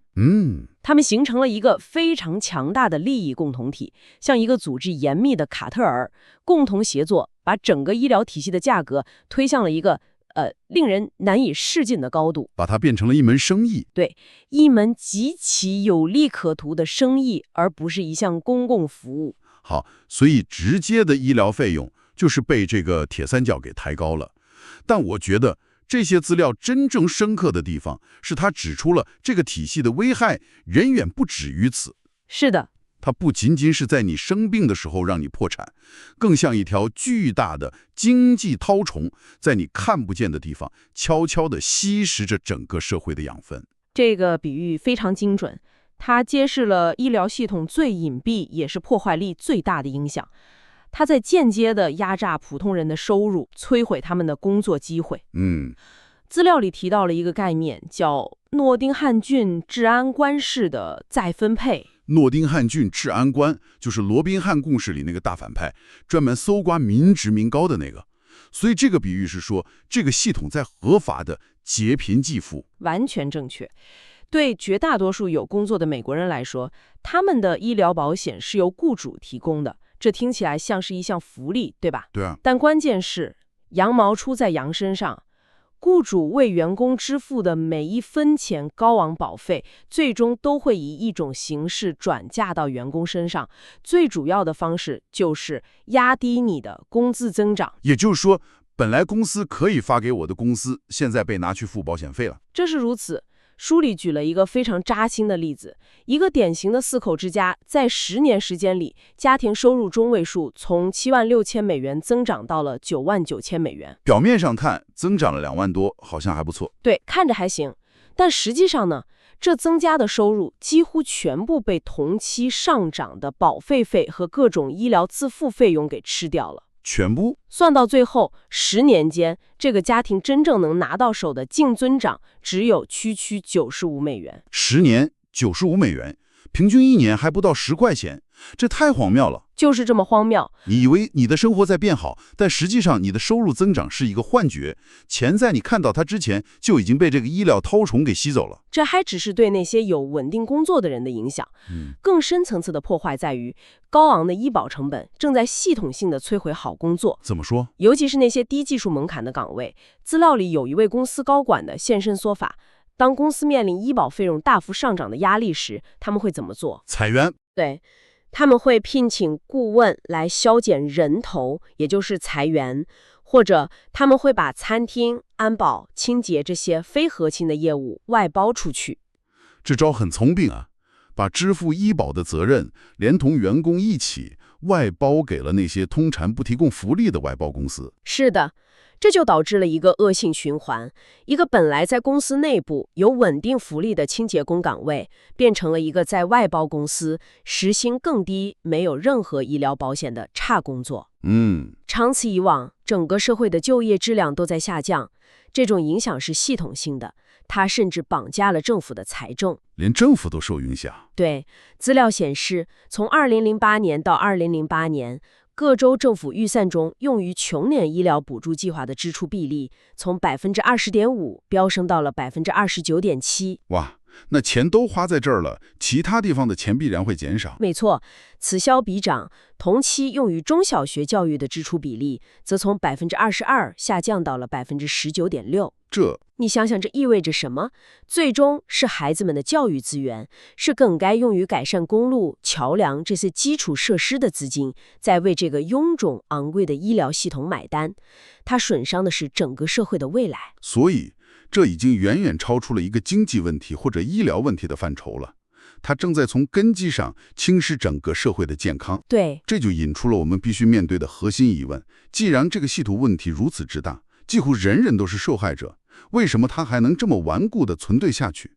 为什么改革会这么艰难？因为资料指出，这个系统它并非简单的市场失灵，我们不能用传统的市场经济逻辑去理解它。尤其是在医疗这个极其特殊的领域，就是说，资本主义的逻辑会遭遇必然的困境。最典型的例子可能就是急救了。当你遭遇车祸、失去意识、躺在路边的时候，你根本没有任何讨价还价的能力，完全没有。你不可能对救护车司机说：“哎，去你们医院多少钱？能不能给我打个折？隔壁那家好像更便宜。”你完全说到了点子上。在这种信息极度不对称，而且生死攸关的时刻，患者是极其脆弱的，完全是价格的被动接受者。而资本恰恰最擅长利用这种脆弱性。资料提到一个非常令人不安的趋势，现在美国的救护车服务和急诊室越来越多的被私人股本公司收购和外包。私人股本公司？对，这些公司的商业模式就是专门利用患者的无助，开出天价账单，然后用各种手段去追讨。我记得书里有个说法让我印象特别深刻，过去追在救护车后面的是想打官司的律师。而现在，他们变成了救护车的所有者。这个比喻一针见血，它揭示了问题的根源。市场竞争的逻辑在医疗领域是行不通的。首先就是我们刚说的信息不对称。对，普通人根本没法判断哪种治疗方案最好，哪种药最有效，只能完全听从服务提供方。其次，保险本身有一个固有的缺陷，叫做死亡螺旋。死亡螺旋听起来不太妙。想象一下，一个健身房的会员费，如果让市场自由选择，会发生什么？那些年轻、健康、不怎么去健身房的人会觉得我花这个钱不值，于是他们就退出了。有道理。这样一来，健身房里剩下的就都是那些每天都去、疯狂使用器材的专业运动员。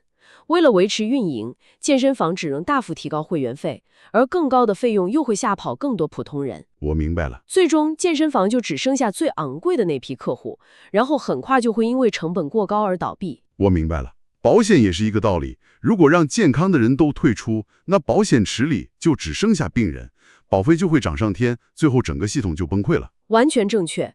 所以医疗保险需要强制性，需要把所有人都纳入进来，才能分摊风险。但最大的阻力还是来自于政治层面。政治层面？对，你可能会想，既然系统这么糟糕，为什么不由政府出面来改革呢？资料提供的一组惊人的数据可能会给你答案。2018年，医疗行业在美国雇佣了2829名说客。2800多名说客，这是什么概念？当时美国国会一共有535名议员，你算一下。哇，对，整个行业一年在游说上就花费了5.67亿美元，这个数字比华尔街的金融业花的还多，是所有工会组织加起来的10倍以上。所以当一个普通选民写信给他的议员抱怨要价太高时，他面对的对手是5个全职的拿着高薪的专业的说客。是的，他们的唯一工作就是确保要价不会降下来，这根本不是一场公平的较量。对，这些游说团队用金钱构筑了一道坚不可摧的防线，确保任何触及他们核心利益的改革都无法通过。比如美国有一条法律明确规定，政府的医疗保险计划必须为所有获得食品药品监督管理局批准的药物支付费用。更关键的是，法律还明确禁止政府就药品价格进行谈判。这不就等于给了制药公司一张可以随意填写金额的空白支票吗？完全正确，政府被剥夺了作为大买家本应拥有的议价权。这就是为什么同一种药在美国可以卖到澳大利亚10倍的价格，因为法律保护了这种行为。好，那我们帮你把这些线索串一下。你提供的这些资料为我们描绘了一幅非常令人不安的图景。第一，美国的医疗系统是一个巨大的悖论，它投入了全球最多的钱，但产出却不成正比，大量的钱都消耗在了被利益铁三角共同推高的虚高价格上。是的。第二，它的危害是系统性的，它不仅仅是让病人生病时财务崩溃，更是像一个寄生虫一样，通过压低工资、破坏就业、挤占公共教育和基建开支，损害了整个经济和社会的健康，甚至在某种程度上助推了书中提到的绝望的死亡现象。第三，也是最关键的一点，这个系统之所以像一个无法治愈的痼疾，之所以难以改革，是因为它被一个强大的利益集团通过无孔不入的政治游说牢牢掌控。形成了一个封闭的自我强化的循环。普通人的声音在巨大的金钱和权力面前显得微不足道。所以资料在最后提出了一个非常尖锐，甚至可以说是残酷的观点：美国的政俗在某种意义上已经成为了医疗行业对病人进行合法勒索的共犯。对，书里有个比喻，说这像一个店主被黑帮收取保护费，他威胁要去报警，结果发现来收保护费的那个敲诈者本身就是警察。这个比喻太有力了，本应改善人民健康的行业，却在系统性的损害大众的福祉，而本应代表人民利益的国会，却在用法律来为这种勒索背书。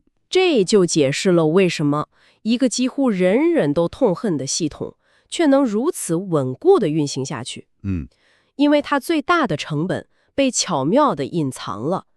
大部分美国人感觉不到自己每年为人均1万多美元的医疗费用付了账，因为这笔钱是通过雇主、通过被压低的工资、通过更高的商品价格和税收间接支付的。直到他们自己或者家人遭遇一场重病，收到那张足以摧毁一个中产家庭的账单时，他们才恍然大悟，但往往为时已晚。这次的探讨确实揭示了一个远超医疗范畴的问题，它关于资本、政治权力和普通人生活之间一场不对等的角力。是的。最后，我们想留给你一个思考，书中将这个问题比作一个被吞下的绦虫，或者一个已经扩散的癌症。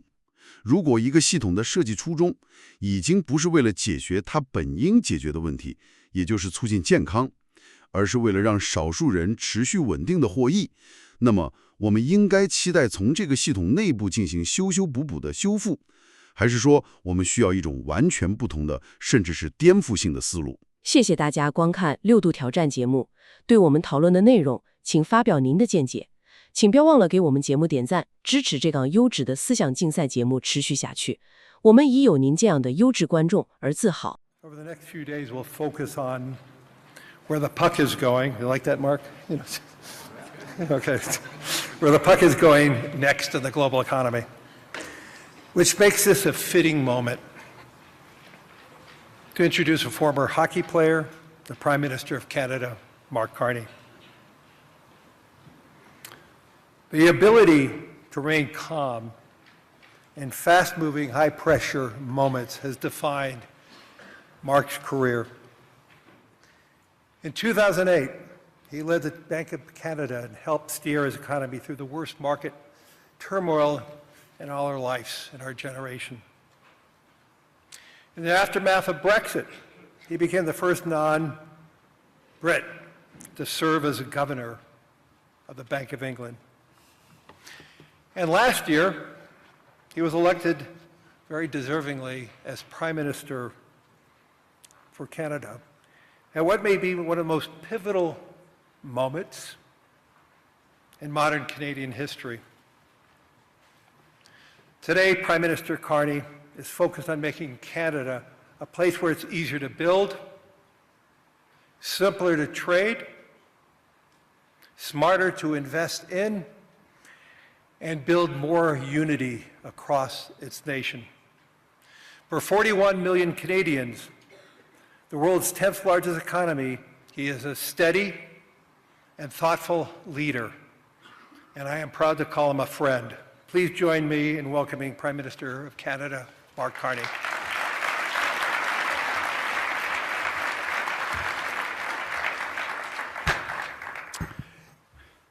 Thank you very much, Larry.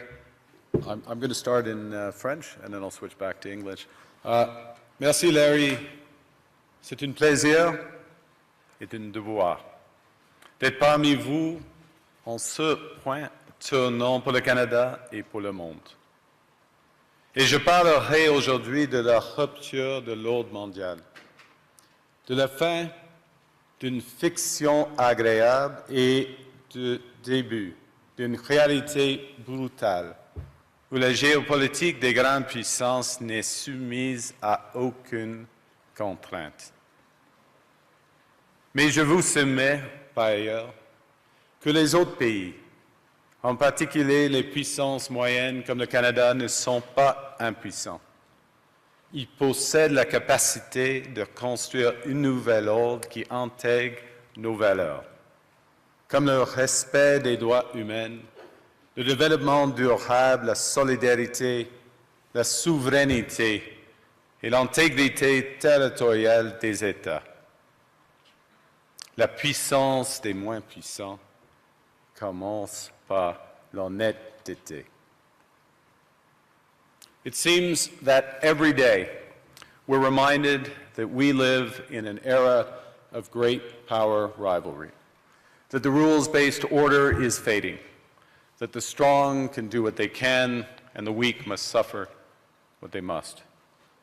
And this aphorism of Thucydides is presented as inevitable, as the natural logic of international relations reasserting itself.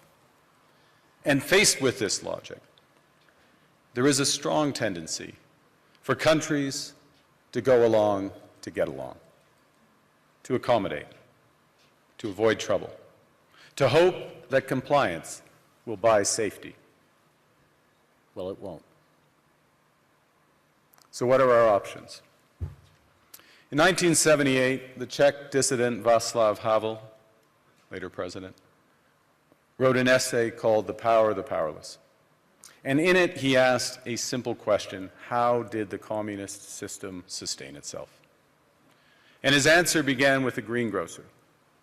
Every morning, this shopkeeper places a sign in his window: "Workers of the world unite." He doesn't believe it. No one does. But he places the sign anyway to avoid trouble, to signal compliance, to get along. And because every shopkeeper on every street does the same, the system persists. Not through violence alone, but through the participation of ordinary people in rituals they privately know to be false. Havel called this living within a lie. The system's power comes not from its truth, but from everyone's willingness to perform as if it were true. And its fragility comes from the same source. When even one person stops performing, when the greengrocer removes his sign, the illusion begins to crack. Friends, it is time for companies and countries to take their signs down. For decades,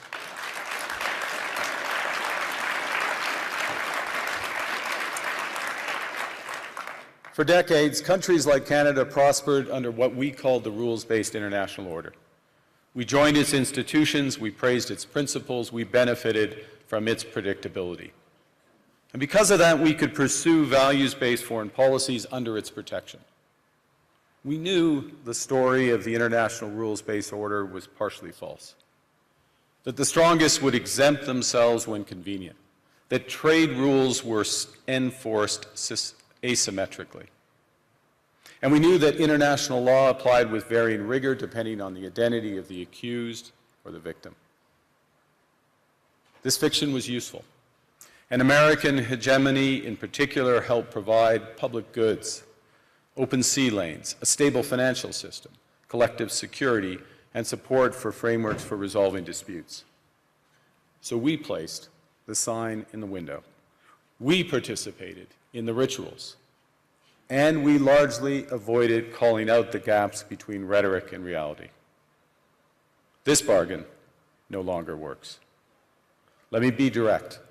We are in the midst of a rupture, not a transition. Over the past 2 decades, a series of crises in finance, health, energy, and geopolitics have laid bare the risks of extreme global integration. But more recently, great powers have begun using economic integration as weapons. Tariffs as leverage, financial infrastructure as coercion, supply chains as vulnerabilities to be exploited. You cannot live within the lie of mutual benefit through integration when integration becomes the source of your subordination. The multilateral institutions on which the middle powers have relied, the WTO, the UN, the COP, the architecture, the very architecture of collective problem solving are under threat. And as a result, many countries are drawing the same conclusions, that they must develop greater strategic autonomy in energy, food, critical minerals, in finance, and supply chains.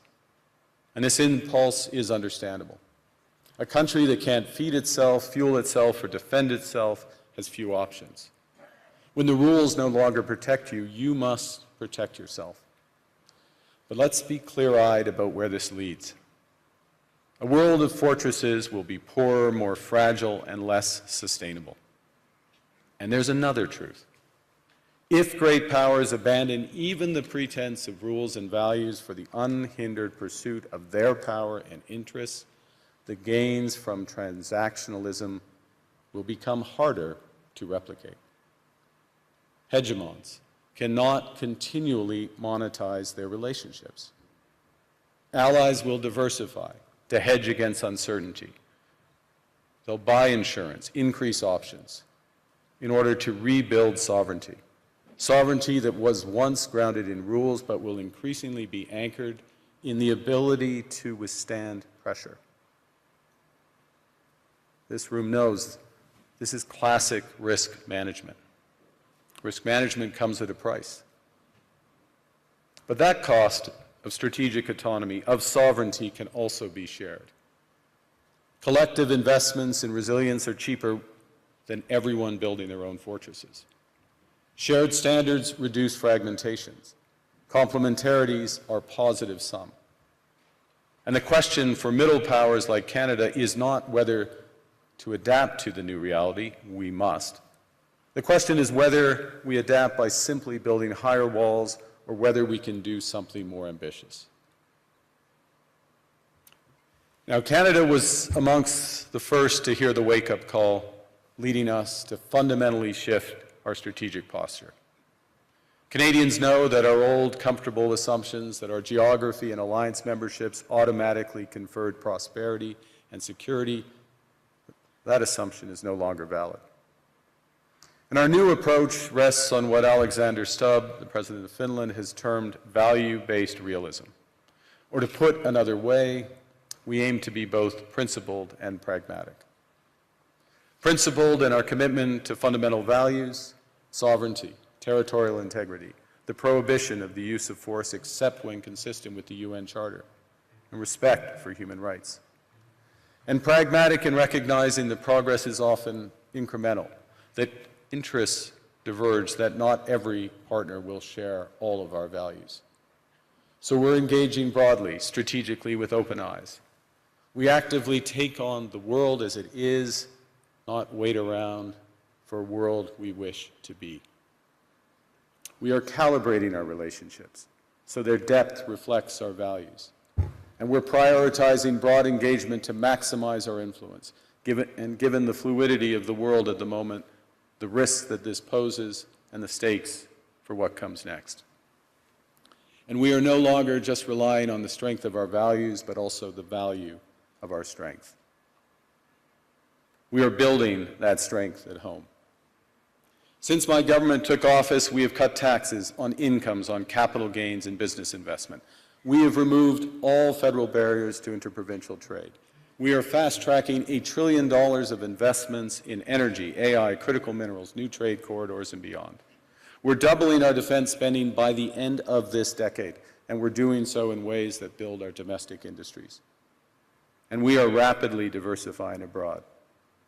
We've agreed a comprehensive strategic partnership with the EU, including joining SAFE, the European Defense Procurement Arrangements. We have signed 12 other trade and security deals on 4 continents in 6 months. In the past few days, we've concluded new strategic partnerships with China and Qatar. We're negotiating free trade pacts with India, ASEAN, Thailand, Philippines, and Mercosur. We're doing something else. To help solve global problems, we're pursuing variable geometry. In other words, different coalitions for different issues based on common values and interests. So on Ukraine, we're a core member of the Coalition of the Willing and one of the largest per capita contributors to its defense and security. On Arctic sovereignty, we stand firmly with Greenland and Denmark and fully support their unique right to determine Greenland's future.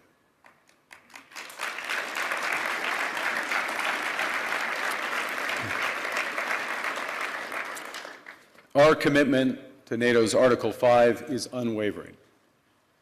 So we're working with our NATO allies, including the Nordic-Baltic Gate, to further secure the alliance's northern and western flanks, including through Canada's unprecedented investments in over-the-horizon radar, in submarines, in aircraft, and boots on the ground, boots on the ice. Canada strongly opposes tariffs over Greenland and calls for focused talks to achieve our shared objectives of security and prosperity in the Arctic.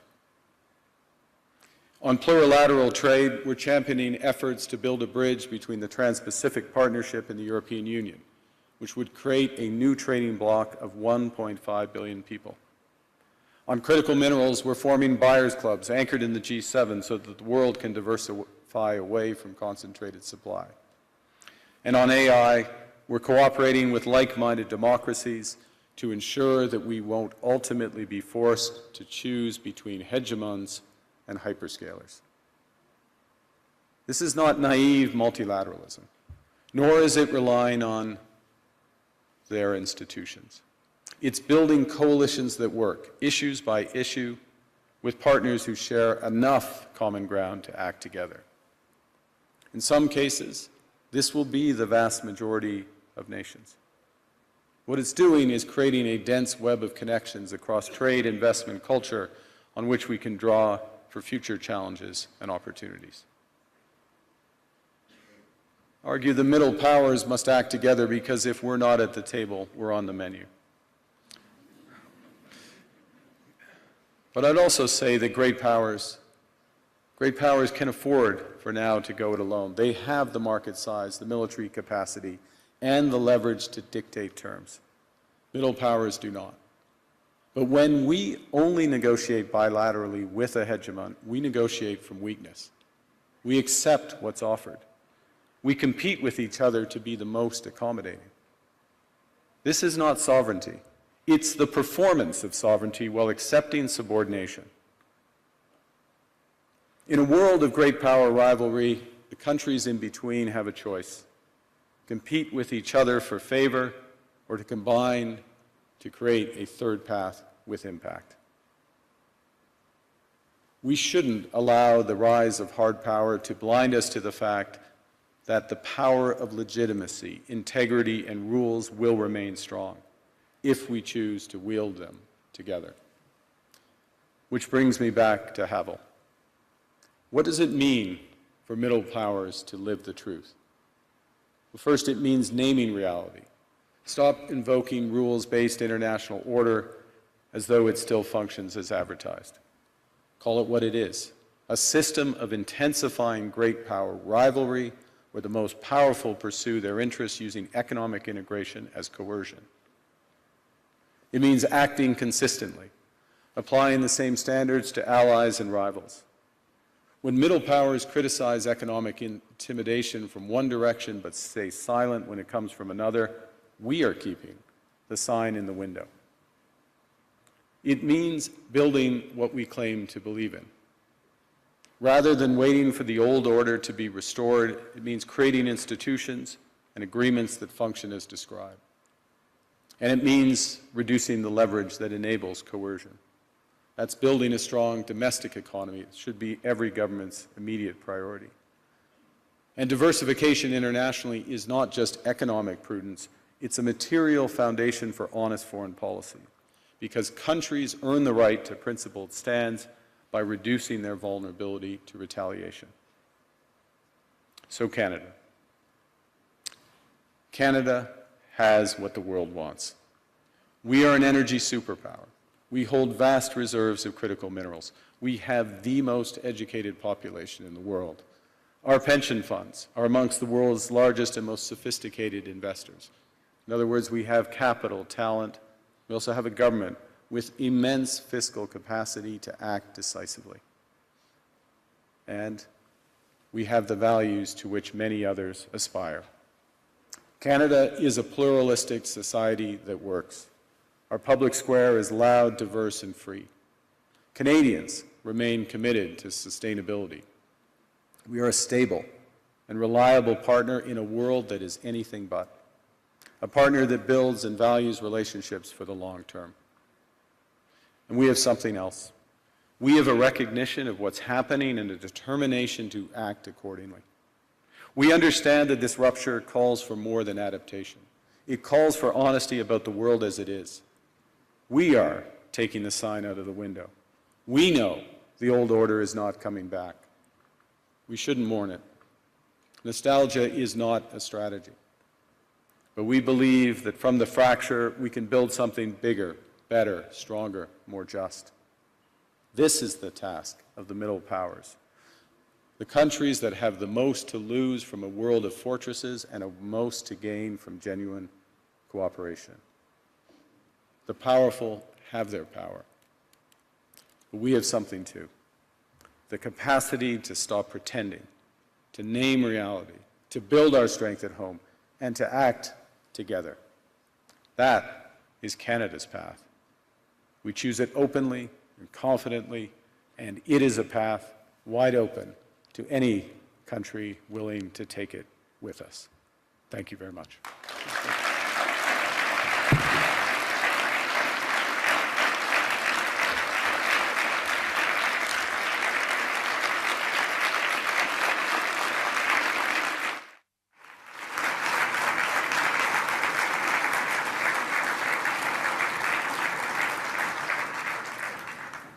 Well, thank you, Prime Minister. I don't think I've seen many standing ovations at Davos, so that was interesting. You said, there was a phrase in your speech where you said sovereignty now is the ability to withstand pressure. Isn't Canada almost uniquely vulnerable to pressure because of the extent of your trade dependence on the United States? Well, the proof is that we have been able to withstand the pressure, and there has been considerable pressure. I'll give you a couple of facts. We've actually created more jobs since the tariffs were put on than the United States in absolute number. Economy is growing at the second fastest rate within the G7. That's not, there are pockets of extreme pressure without question in Canada. But headline, we're reacting. The second thing, and it's a fundamental point, is the recognition that we can give ourselves far more than any foreign country can take away. There's lots of efficiencies in having one Canadian market, the $1 trillion of domestic investment, and building these partnerships abroad, all of which are bigger returns than what's been lost. That's not to say we would rather not lose it, but we can withstand the pressure, and we are. And I was interested that you said basically the old world's not coming back. So you're not seeing this as a period where you just have to get through and normalcy will return. I think that is our view. And we regret it, but we're not going to sit around and mourn it. We're acting. And we're acting in a way, both that's in our interests, but we believe in a way with others that's building imperfectly in steps a new system. I'll give you one example and hand back, which is we are members of trade agreements that comprise already 1.4 billion people around the world. So we have the most extensive network. We are trying with others to bring some of those networks together. The most prominent example is the Trans-Pacific Partnership in the EU, acting as a bridge. It's not a direct benefit for Canada, but it is a benefit for Canada that these groups come together. Ngozi is here, consistent with the WTO rules, both of which are. And in that way, we're building back out amongst willing partners. And you talked about the need not to put the sign in the window anymore, to pretend that things are still the same. Do you think, to put it directly, that the NATO alliance is still doing that, still pretending it's the old transatlantic partnership, when it's really kind of going? Well, I think clearly NATO is experiencing a test right now, and the first response to that test has to be to respond in a way that ensures the security of the Arctic in a robust way for all possibilities. This is actually a point that we have been making in recent years. It's a point that I made at the NATO summit back in June, which seemed like a pledging summit, but also was to get NATO policies in the right direction. So I think in the immediate term, one of the imperatives is to reinforce things that Canada is doing, Nordic Baltic 8 are doing, the UK are doing, other NATO partners, France included, in a comprehensive way that provides much greater security in the Arctic. This is the test, and so I wouldn't say the NATO sign stays in the window, but we've got to meet the moment of that. You also, a big theme of your speech was the need for middle powers to work together. But you've just been to the other great power, to China. And I think people are very intrigued by seeing that meeting. And some people say, kind of, that's a mistake, really, because you're going to make yourself more dependent on China. They're not that benign either. The US will be very annoyed. What's the defense of what you're doing, and what do you hope to get out of it? Well, the first thing is to say it's not a defense. It's an I know the way you frame the question, but it's offense. It's building out. It's something positive as opposed to against. We're for something as opposed to being against. The second is there are very clear guardrails in that relationship. I spoke of calibration of relationships in my remarks. That's what I mean by it. But within those clear guardrails are huge opportunities in energy, both clean and conventional, obviously in motor vehicles, in agriculture, in financial services, all of which is mutually beneficial. So it's additive, and look, it's the second largest economy and it's our second largest trading partner. We should have a strategic partnership with them within those guardrails, and that's what we've achieved. And it is an interesting reversal, though, because I think certainly during the Biden administration, there was this sense that the Western world was trying to decouple from China, or de-risk at least, and is now in this new world, that really going to go into reverse, and de-risking from China, because there are other risks, is less of a thing. You need, again, many in this room, this is their livelihood, you need a web of connections. And to miss out in that web some of the largest ones, United States, we already have that, China, India, Mercosur, European Union, that's a mistake. That's not managing your relationships properly. That makes you stronger, makes you more resilient. And then on top of that, I'll give you again, I'll appeal since it's in the headlines to the Nordics. Nordics plus Canada, it's 20% of global GDP. It's not the first thing people would realize. But that relationship, which is deepening for security reasons, because we're like-minded, those are the types of partnerships that I think we'll see more of. And you got a round of applause when you said something strong about standing on principle on Greenland. Do you think we can find an off-ramp on that? I mean, I'm sure you'll speak of it, but put it this way, if there isn't an off-ramp, where does this go? I strongly believe that there's a better outcome that come from the discussions that have been catalyzed in an unusual way, admittedly, but and we absolutely stand by the principles that I referenced. That solution starts with security, and it's security, yes, of Greenland, but more broadly of the Arctic. Canada is foursquare contributing to that. We're at the start of a major ramp up above and beyond, so we'll be a major contributor to that. NATO has to deliver on that. We're working intensively in order to do it. As well, prosperity for the people of Greenland. In the end, it comes back to the people there, and there are opportunities to do that in ways that would strengthen all of the alliance. And when President Trump says, oh, you know, Greenland's under threat from Russia, even from China, is that for real? I would say that there are threat. Russia is without question a threat in the Arctic, without question. Russia does lots of horrible things, and I'll take the opportunity to condemn their unjustified and horrific assault on Ukraine, almost at its fourth year. They are a real threat in the Arctic, one against we need to protect, which is why we have 364 5-day air, sea, and land presence. It's why we're adding to our submarine fleet, adding to our air fighter fleet, why we're building out over-the-horizon radar to protect from Russian missile threats and others, and why we will work with our NATO partners. The threat is more prospective than actual at this stage in terms of actual activity in the Arctic, and we intend to keep it that way. Another big issue that's going to come up this week is this board of peace that President Trump is keen on. I'm not sure whether it's for Gaza or for the entire world, but apparently Canada's been invited. Are you going to join? We have been invited, and let me start by, I think we should recognize the progress that has been made in at least getting towards the end of the first phase of this process. And the activation, if I can put it that way, of the process to set up the Board of Peace is the start of phase 2. Our view is, and that's to be welcomed, and this is a positive vehicle. Our view is we need to work on the actual structure of the vehicle. You just referenced, is it for Gaza? Well, the UN resolution, Security Council Resolution 2803, references a Board of Peace for Gaza.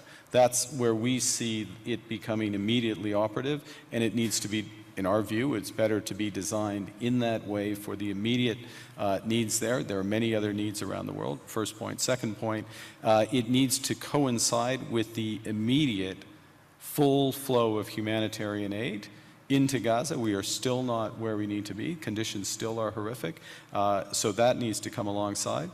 We think there's aspects of the governance and the decision-making process that could be improved, but we will work with others, obviously work with the United States, because we will do anything that we can to improve the situation, the horrific situation there, and to move onto a path to a true two-state solution. There's a suggestion you can get permanent membership of the Board of Peace by ponying up $1 billion. You going to write a check for that?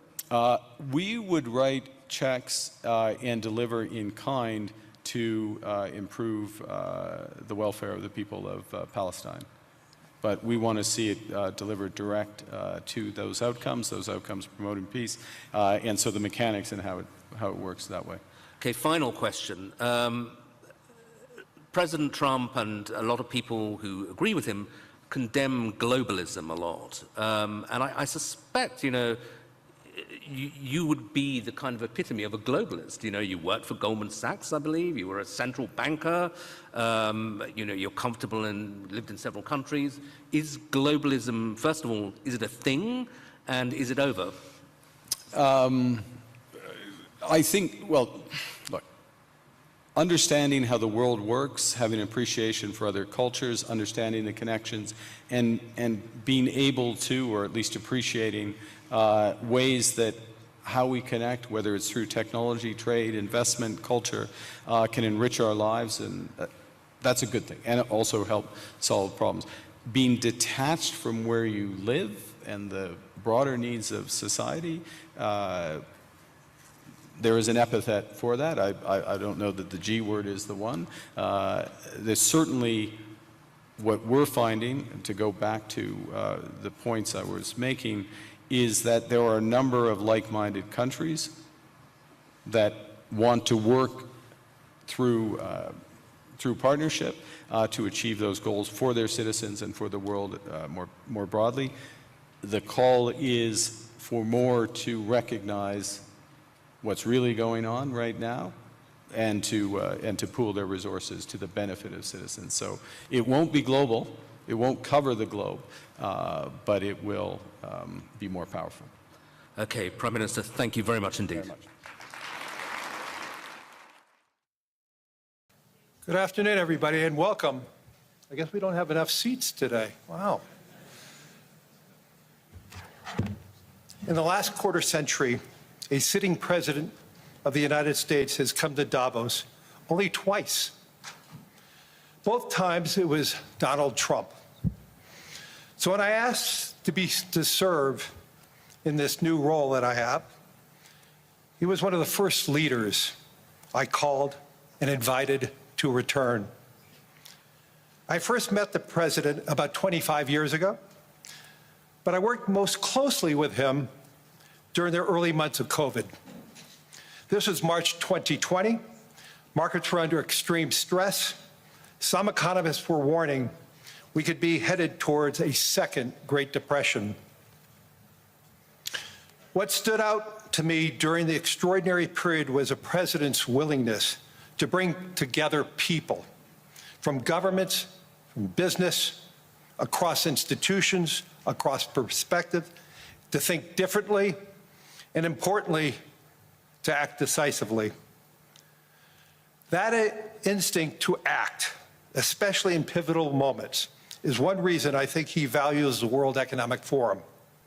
It is a unique institution that brings together the largest combination of government officials, business leaders, technology leaders, civil society and NGO leaders, anywhere in the world for a genuine dialogue, and particularly, importantly, this year. Thankfully, this group is meeting under better economic circumstances than during the pandemic, but once again, we're facing very serious different economic conditions around the world. One of the central challenges that is impacting me is how capitalism can benefit more, and how can we broaden our global economy for greater and greater participation. That is a question where the president has shown real leadership through investing in infrastructure, reducing barriers to growth, and initiatives like the Trump account, designed to give more Americans a direct stake in the growth of the U.S. economy. As he enters the second year of his second term, we are interested in hearing his plans for 2026 and beyond, and will no doubt create more and more conversation. And that's what the forum is about, a serious conversation in the spirit of dialogue. Discussions where the world is headed, where are we going, and these discussions would be incomplete without the President of the United States, the most important leader in the world. We appreciate him here, so let me introduce and welcome back to Davos the President of the United States, Donald J. Trump.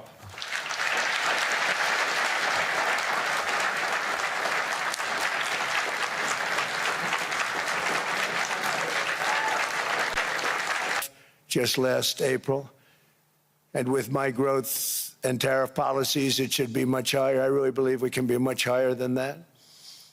And this is all great news, and it's great for all nations. The USA is the economic engine on the planet, and when America booms, the entire world booms. It's been the history. When it goes bad, it goes bad.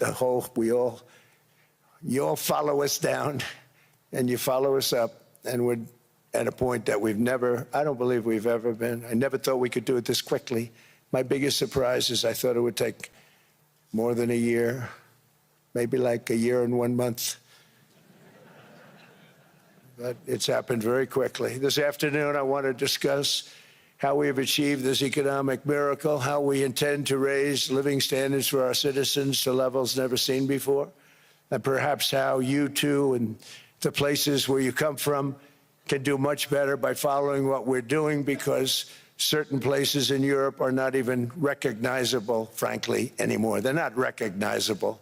And we can argue about it, but there's no argument. Friends come back from different places. I don't want to insult anybody and say I don't recognize it. And that's not in a positive way. That's in a very negative way. And I love Europe, and I want to see Europe go good. But it's not heading in the right direction. In recent decades, it became conventional wisdom in Washington and European capitals that the only way to grow a modern Western economy was through ever-increasing government spending, unchecked mass migration, and endless foreign imports. The consensus was that so-called dirty jobs and heavy industry should be sent elsewhere, that affordable energy should be replaced by the Green New Scam, and that countries could be propped up by importing new and entirely different populations from them. Wrong. It's actually just the opposite. In 1 year, our agenda has produced a transformation like America has not seen in over 100 years. Instead of closing down energy plants, we're opening them up. Instead of building ineffective, money-losing windmills, we're taking them down and not approving any. Instead of empowering bureaucrats, we're firing them, and they're going out and getting jobs in the private sector for 2 and 3 times what they were making in government. So they started off hating me when we fired them, and now they love me. Instead of raising taxes on domestic producers, we're lowering them and raising tariffs on foreign nations to pay for the damage that they've caused. In 12 months, we have removed over 270,000 bureaucrats from the federal payrolls, the largest single-year reduction in government employment since the end of World War II. Nobody thought that was coming, but we had no choice. To make a country great, you can't have all federal jobs. We've cut federal spending by $100 billion and slashed the federal budget deficit by 27% in the single year. It's going to go down quite a bit more from that, driving inflation way down from the record highs of the Biden administration. Every month, they went up and up and up. I promised to cut 10 old regulations for every single new regulation, but instead I've cut, actually till this point, 129 regulations for every 1 new regulation approved. So every time they come in with a new regulation, we do at least 10, but so far it's averaging out to 129, if you can believe it. In July, we passed the largest tax cuts in American history, including no tax on tips, no tax on overtime, no tax on Social Security for our great seniors. We also provided 100% expensing, that's the one they like, and bonus depreciation for all new equipment and capital investments to help companies expand and shift production to America.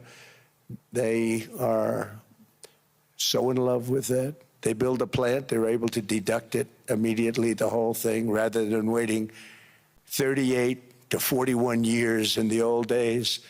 This is a miracle taking place. Nobody thought it would ever be done by any country, but it's done by us. It was what made my first term the most successful 4-year term that we've ever had from a financial standpoint. And now we've upped it. This is a 10-year program, not a 1-year program, but you're allowed to deduct everything in 1 year. It used to be 38 to 41 years. With tariffs, we've radically reduced our ballooning trade deficit which was the largest in world history. We were losing more than $1 trillion every single year, and it was just wasted. It was going to waste.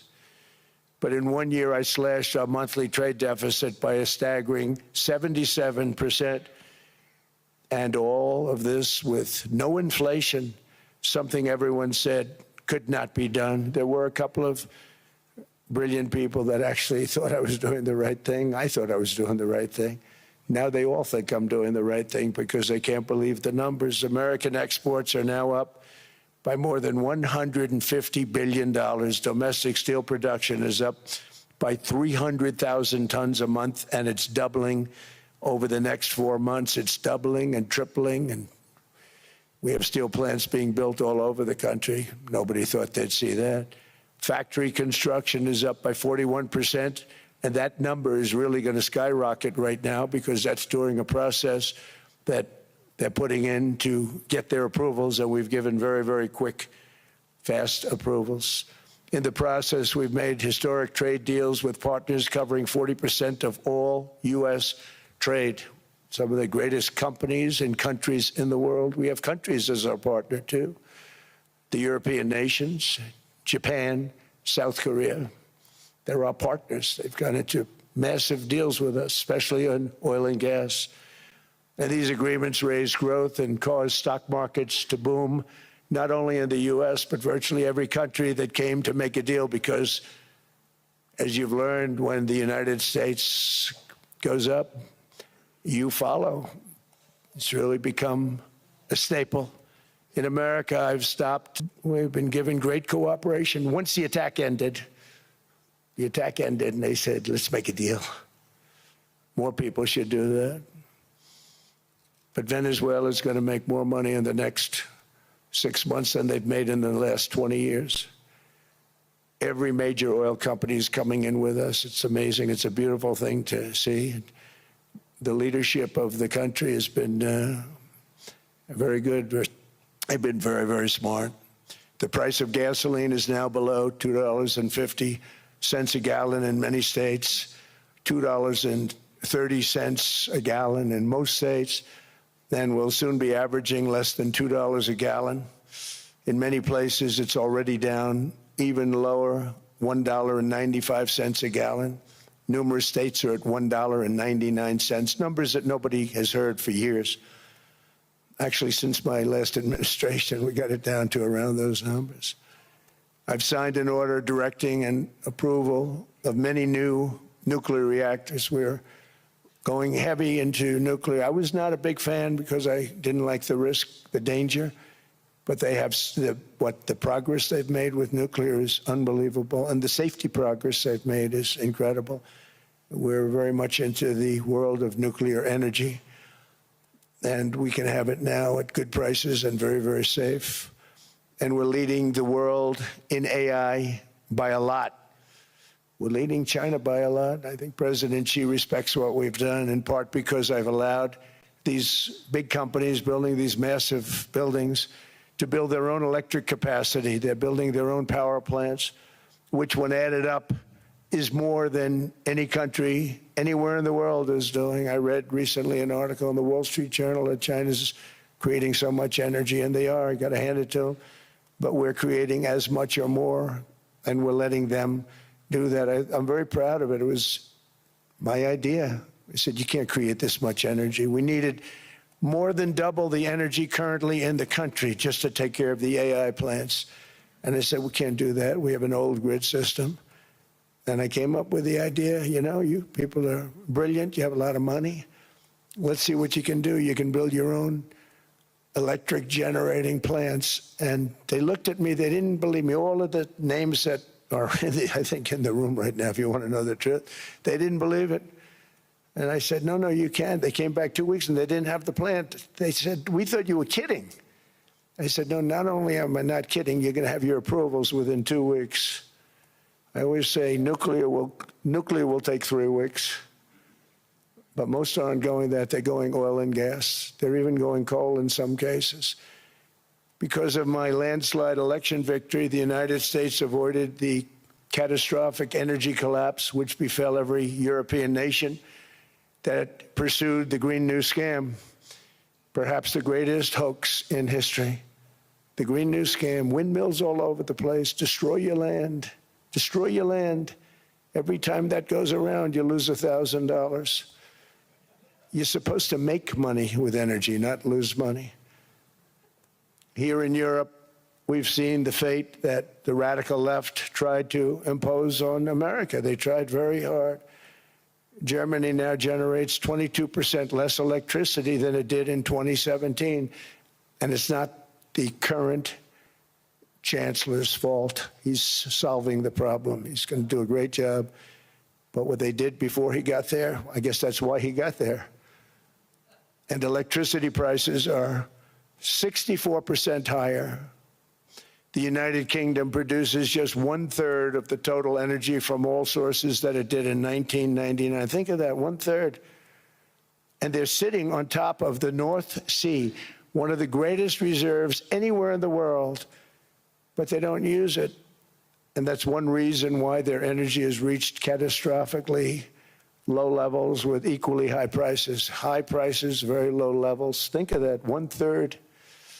And you're sitting on top of the North Sea, and they like to say, well, you know, that's depleted. It's not depleted. It's got 500 years. They haven't even found the oil. The North Sea is incredible. They don't let anybody drill. Environmentally, they don't let them drill. They make it impossible for the oil companies to go. They take 92% of the revenues. So the oil companies say, we can't do it. They came to see me. Is there anything you can do? I want Europe to do great. I want UK to do great. They're sitting on one of the greatest energy sources in the world, and they don't use it. In fact, their electricity prices have soared 139%. There are windmills all over Europe. There are windmills all over the place, and they are losers. One thing I've noticed is that the more windmills a country has, the more money that country loses and the worse that country is doing. China makes almost all of the windmills, and yet I haven't been able to find any wind farms in China. Did you ever think of that? It's a good way of looking at it. They're smart. China is very smart. They make them, they sell them for a fortune. They sell them to the stupid people that buy them, but they don't use them themselves. They put up a couple of big wind farms, but they don't use them. They just put them up to show people what they could look like. They don't spin. They don't do anything. They use a thing called coal, mostly. But China goes with the coal. They go with oil and gas. They're starting to look at nuclear a little bit, and they're doing just fine. They make a fortune selling the windmills, though, and I think really that's one that they wouldn't be surprised if it stopped. They are shocked that it continues to go. They're very friendly with me. They're shocked that people continue to buy those damn things. They killed the birds. They ruin your landscapes. Other than that, I think they're fabulous, by the way. Stupid people buy them. The consequences of such destructive policies have been stark, including lower economic growth, lower standards of living, lower birth rates, more socially disruptive migration, more vulnerability to hostile foreign adversaries, and much, much smaller militaries. The United States cares greatly about the people of Europe. We really do. I mean, look, I am derived from Europe. Scotland and Germany, 100% Scotland, my mother, 100% German, my father. And we believe deeply in the bonds we share with Europe as a civilization. I want to see it do great. That's why issues like energy, trade, immigration, and economic growth must be central concerns to anyone who wants to see a strong and united West, because Europe and those countries have to do their thing. They have to get out of the culture that they've created over the last 10 years. It's horrible what they're doing to themselves. They're destroying themselves. These beautiful, beautiful places. We want strong allies, not seriously weakened ones. We want Europe to be strong. Ultimately, these are matters of national security, and perhaps no current issue makes the situation more clear than what's currently going on with Greenland. Would you like me to say a few words of Greenland?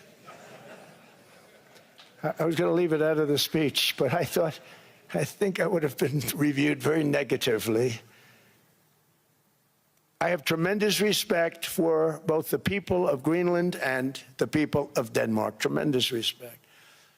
But every NATO ally has an obligation to be able to defend their own territory. And the fact is, no nation or group of nations is in any position to be able to secure Greenland other than the United States. We're a great power, much greater than people even understand. I think they found that out 2 weeks ago in Venezuela. We saw this in World War II, when Denmark fell to Germany after just 6 hours of fighting and was totally unable to defend either itself or Greenland. So the United States was then compelled, we did it, we felt an obligation to do it, to send our own forces to hold the Greenland territory, and hold it we did at great cost and expense. They didn't have a chance of getting on it, and they tried. Denmark knows that. We literally set up bases on Greenland for Denmark. We fought for Denmark. We weren't fighting for anyone else. We were fighting to save it for Denmark. Big, beautiful piece of ice. It's hard to call it land. It's a big piece of ice. But we saved Greenland and successfully prevented our enemies from gaining a foothold in our hemisphere. So we did it for ourselves also. And then after the war, which we won it big. Without us, right now you'd all be speaking German and a little Japanese, perhaps. After the war, we gave Greenland back to Denmark. How stupid were we to do that? But we did it. But we gave it back. But how ungrateful are they now? So now our country and the world face much greater risks than it did ever before because of missiles, because of nuclear, because of weapons of warfare that I can't even talk about. 2 weeks ago, they saw weapons that nobody ever heard of. They weren't able to fire one shot at us. They said, what happened? Everything was discombobulated. They said, we've got them in our sights. Press the trigger, and nothing happened. No anti-aircraft missiles went up. There was one that went up about 30 feet and crashed down right next to the people that sent it. They said, what the hell is going on? Those defensive systems were made by Russia and by China. So they're going to go back to the drawing boards, I guess. Greenland is a vast, almost entirely uninhabited and undeveloped territory that's sitting undefended in a key strategic location between the United States, Russia, and China. That's exactly where it is, right smack in the middle. Wasn't important nearly when we gave it back. You know, when we gave it back, it wasn't the same as it is now. It's not important for any other reason, you know, everyone talks about the minerals. There's so many places. There's no rare earth, no such thing as rare earth. There's rare processing, but there's so much rare earth. And to get to this rare earth, you got to go through hundreds of feet of ice. That's not the reason we need it. We need it for strategic national security and international security. This enormous unsecured island is actually part of North America, on the northern frontier of the Western Hemisphere. That's our territory. It is therefore a core national security interest of the United States of America. And in fact, it's been our policy for hundreds of years to prevent outside threats from entering our hemisphere, and we've done it very successfully. We've never been stronger than we are now. That's why American presidents have sought to purchase Greenland for nearly 2 centuries. You know, for 2 centuries they've been trying to do it. They should have kept it after World War II, but they had a different president. That's all right. People think differently. Much more necessary now than it was at that time, however. In 2019, Denmark said that they would spend over $200 million to strengthen Greenland's defenses. But as you know, they spent less than 1% of that amount. 1%. There's no sign of Denmark there. And I say that with great respect for Denmark, whose people I love, whose leaders are very good. It's the United States alone that can protect this giant mass of land, this giant piece of ice, develop it and improve it and make it so that it's good for Europe and safe for Europe and good for us. And that's the reason I'm seeking immediate negotiations to once again discuss the acquisition of Greenland by the United States, just as we have acquired many other territories throughout our history, as many of the European nations have. They've acquired, there's nothing wrong with it. Many of them, some went in reverse, actually, if you look. Some had great, vast wealth, great, vast lands all over the world. They went in reverse. They're stuck back where they started. That happens too. But some grow. But this would not be a threat to NATO. This would greatly enhance the security of the entire alliance, the NATO alliance. The United States is treated very unfairly by NATO. I want to tell you that. And when you think about it, nobody can dispute it. We give so much and we get so little in return. And I've been a critic of NATO for many years. And yet I've done more to help NATO than any other president by far, than any other person. You wouldn't have NATO if I didn't get involved in my first term. The war with Ukraine is an example. We are thousands of miles away, separated by a giant ocean. It's a war that should have never started, and it wouldn't have started if the 2020 U.S. presidential election weren't rigged. It was a rigged election. Everybody now knows that. They found out. People will soon be prosecuted for what they did. It's probably breaking news, but it should be. It was a rigged election. You can't have rigged elections. You need strong borders, strong elections, and ideally a good press. I always say it. Strong borders, strong elections, free, fair elections, and a fair media. The media is terrible. It's very crooked. It's very biased, terrible. But someday it'll straighten out because it's losing all credibility. Think of it. When I went in a landslide, a giant landslide, won all 7 swing states, won the popular vote, won everything, and I only get negative press. That means that it has no credibility. And if they're going to get credibility, they're going to have to be fair. So you need a fair press. But you also need those other elements. And I inherited a terrible, terrible situation. If you look, the border was open. The inflation was raging. Everything was bad with the United States when I came into office. But I also inherited a mess with Ukraine and Russia, something that would have never happened. And I know Putin very well. He and I would discuss Ukraine. It was the apple of his eye, but he wasn't going to do anything. I said, Vladimir, you're not doing it. He would never have done it. It was terrible what happened. I could see it happening, too. After I left, I could see it happening. Biden had given Ukraine and NATO $350 billion, a staggering sum, $350 billion. I came in, and just like the southern border, just like inflation, just like our economy, I said, wow, this place is in trouble, meaning our country. All of these things were out of control. But the border was out of control. We fixed it with the strongest border anywhere in the world. And I've now been working on this war for 1 year, during which time I settled 8 other wars. India, Pakistan. I settled other wars that were. Vladimir Putin called me, Armenia, Azerbaijan.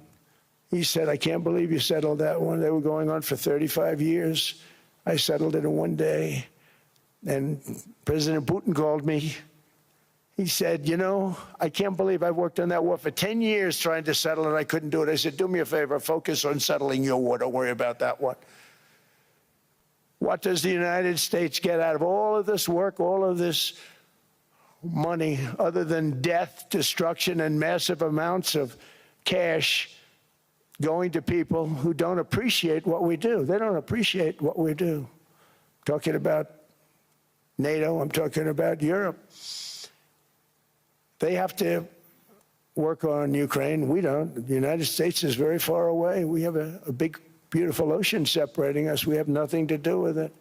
Until I came along, NATO was only supposed to pay 2% of GDP but they weren't paying. Most of the countries weren't paying anything. The United States was paying for virtually 100% of NATO. And I got that stopped. I said, that's not fair. But then more importantly, I got NATO to pay 5%, and now they were paying, and now they are paying. So something nobody said was possible. They said, we will never go up higher than 2%. But they went to 5%, and now they're paying the 5. They didn't pay the 2, and now they're paying the 5. And they're stronger for it, and they have an excellent, by the way, Secretary General, who's possibly in the room. Mark, are you here? Yes, he's here. Hello, Mark. We never asked for anything, and we never got anything. We probably won't get anything unless I decide to use excessive strength and force where we would be, frankly, unstoppable. But I won't do that. Okay? Now everyone's saying, oh, good. That's probably the biggest statement I made, because people thought I would use force. I don't have to use force. I don't want to use force. I won't use force. All the United States is asking for is a place called Greenland, where we already had it as a trustee, but respectfully returned it back to Denmark not long ago after we defeated the Germans, the Japanese, the Italians, and others in World War II. We gave it back to them. We were a powerful force then, but we are a much more powerful force now after I rebuilt the military in my first term and continue to do so today. We have a budget of $1.5 trillion. We're bringing back battleships. The battleship is 100 times more powerful than the great battleships you saw in World War II, those great, big, gorgeous ships, the Missouri, the Iowa, the Alabama. Because I thought maybe we could take them out of mothballs. They said, no, sir, these ships are 100, think of that, 100 times more powerful than those big, magnificent pieces of art that you saw so many times ago, that you still see on television. You say, wow, what a force. 100 times, each ship 100 times more powerful than the big battleships of the past. So that was the end of the mothball story. So what we have gotten out of NATO is nothing except to protect Europe from the Soviet Union and now Russia. I mean, we've helped them for so many years. We've never gotten anything, except we pay for NATO. And we paid for many years until I came along. We paid for, in my opinion, 100% of NATO because they weren't paying their bills. And all we're asking for is to get Greenland, including right title and ownership, because you need the ownership to defend it. You can't defend it on a lease. Number one, legally it's not defensible that way, totally.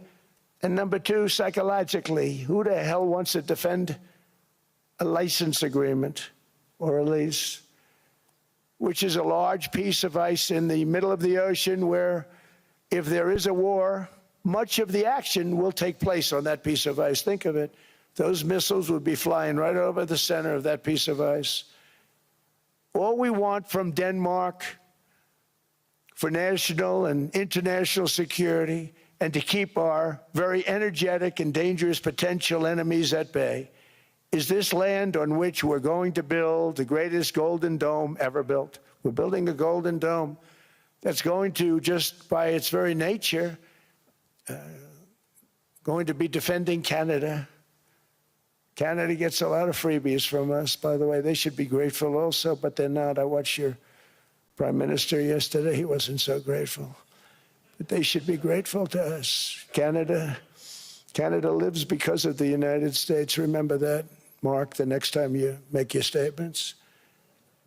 What we did for Israel was amazing, but that's nothing compared to what we have planned for the United States, Canada, and the rest of the world. We are going to build a dome like no other. We did it for Israel. And by the way, I told Bibi, stop taking credit for the dome. That's our technology. That's our stuff. But they had a lot of courage, and they were good fighters, and they did a good job, and we wiped out the Iran nuclear threat like nobody can believe. Nobody's ever seen anything like it. That, Venezuela, taking down Soleimani, wiping out al-Baghdadi when he tried to reinstitute ISIS. We did a lot. I did a lot of big things, all perfectly executed. Everyone was perfectly executed. Somebody told me that, a military expert told me, "Sir, everything you've done has been perfectly executed." I said, "I know." So other presidents have spent, whether foolishly or not, trillions and trillions of dollars on NATO and gotten absolutely nothing in return. We've never asked for anything. It's always a one-way street. Now they want us to help them with Ukraine. And we say, we're going to. I'm really helping, not even them. I want to see, last week, if you saw, it was 10,000 soldiers, but last month it was 31,000 soldiers died. 31,000. That's this room times, the number of people in this room times 30. Think of it. 30,000 soldiers died in 1 month. The month before it was 27,000. The month before that it was 28,000. The month before that it was 25,000. It's a bloodbath over there. And that's what I want to stop. It doesn't help the United States, but these are souls. These are young people. Look like you, look like some of you right in the front row. They go to war. Their parents are so proud. Oh, there he goes, comes back. 2 weeks later, they get a call, your son's head's been blown off. I want to stop it. It's a horrible war. It's the worst since World War II. They keep going, they'll exceed World War II. The numbers are staggering, how many people they've lost. They don't want to talk about it. Ukraine and Russia lost just tremendous amounts. And I'm dealing with President Putin, and he wants to make a deal, I believe. I'm dealing with President Zelensky, and I think he wants to make a deal. I'm meeting him today. He might be in the audience right now. But they got to get that war stopped because too many people are dying, needlessly dying. Too many souls are being lost. It's the only reason I'm interested in doing it. But in doing it, I'm helping Europe, I'm helping NATO, and I've until the last few days when I told them about Iceland, they loved me. They called me daddy, right, last time. A very smart man said, he's our daddy. He's running it. I was like running it. I went from running it to being a terrible human being. But now what I'm asking for is a piece of ice, cold and poorly located, that can play a vital role in world peace and world protection. It's a very small ask compared to what we have given them for many, many decades. But the problem with NATO is that we'll be there for them 100%. But I'm not sure that they'd be there for us. If we gave them the call, gentlemen, we are being attacked. We're under attack by such and such a nation. I know them all very well. I'm not sure that they'd be there. I know we'd be there for them. I don't know that they'd be there for us. So with all of the money we expend, with all of the blood, sweat, and tears, I don't know that they'd be there for us. They're not there for us on Iceland, that I can tell you. I mean, our stock market took the first dip yesterday because of Iceland. So Iceland's already cost us a lot of money. But that dip is peanuts compared to what it's gone up. And we have an unbelievable future in that stock. That stock market is going to be doubled. We're going to hit 50,000, and that stock market's going to double in a relatively short period of time because of everything that's happening. But this is a good example. After giving NATO and European nations trillions and trillions of dollars in defense, they buy our weapons. We make the greatest weapons in the world, but now we're going to make them faster, much faster. You saw that. I put a cap on the salaries, then I put no buybacks, no stock buybacks, no various other things that they were doing. I mean, they were making $50 million, but it would take them 3 years to give you a Patriot missile. I said, that's not good. My chauffeur can do a better job than that, and he makes slightly less than 50. They make big salaries. If they're going to make those big salaries, they're going to have to produce a lot faster. The good news is we have the greatest equipment in the world. Now we're going to start making it a lot faster. They're going to build additional plants. And all of the money that goes into stock buybacks is going to go into building plants. We're not allowing stock buybacks by defense companies any longer. They're going to build new plants to make Tomahawks, Patriots. We have the best equipment, F-35s, F-47, the new one just coming out. They say it's the most devastating plane, fighter jet ever. Who knows? They called it 47. If I don't like it, I'm going to take the 47 off it. I wonder why they called it 47. We'll have to think about that. But if I don't like it, I'm going to take that 47 off. But it's supposed to be the stage 6. It's supposed to be the first stage 6 plane, undetectable, like our B-2 bombers were undetectable. They flew right over Iran. They were undetectable. And they did their job, and they got the hell out of there. So we want a piece of ice for world protection, and they won't give it. We've never asked for anything else, and we could have kept that piece of land, and we didn't. So they have a choice. You can say yes, and we will be very appreciative, or you can say no, and we will remember. A strong and secure America means a strong NATO, and that's one reason why I'm working every day to ensure our military is very powerful, our borders are very strong, and above all, our economy is strong because national security requires economic security and economic prosperity, and we have the greatest that we've ever had. Biden and his allies destroyed our economy and gave us perhaps the worst inflation in American history. They say 48 years, I say forever, but I think 48 years is the equivalent to forever. Whether it's 48 years or ever, it's terrible, costing the typical family $33,000. What they did to this country should never, ever be forgotten. It's early, but he has to be rated as the worst president we've ever had by far. The auto pen did much of the damage.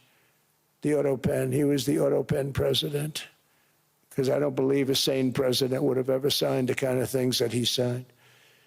But now grocery prices, energy prices, airfares, mortgage rates, rent, and car payments are all coming down, and they're coming down fast. We inherited a mess, but we've done a hell of a job in 12 months. Under my most favored nation policy for drug prices, the cost of prescription drugs is coming down by up to 90%, depending on the way you calculate. You could also say 5, 6, 7, 800%. There are two ways of figuring that.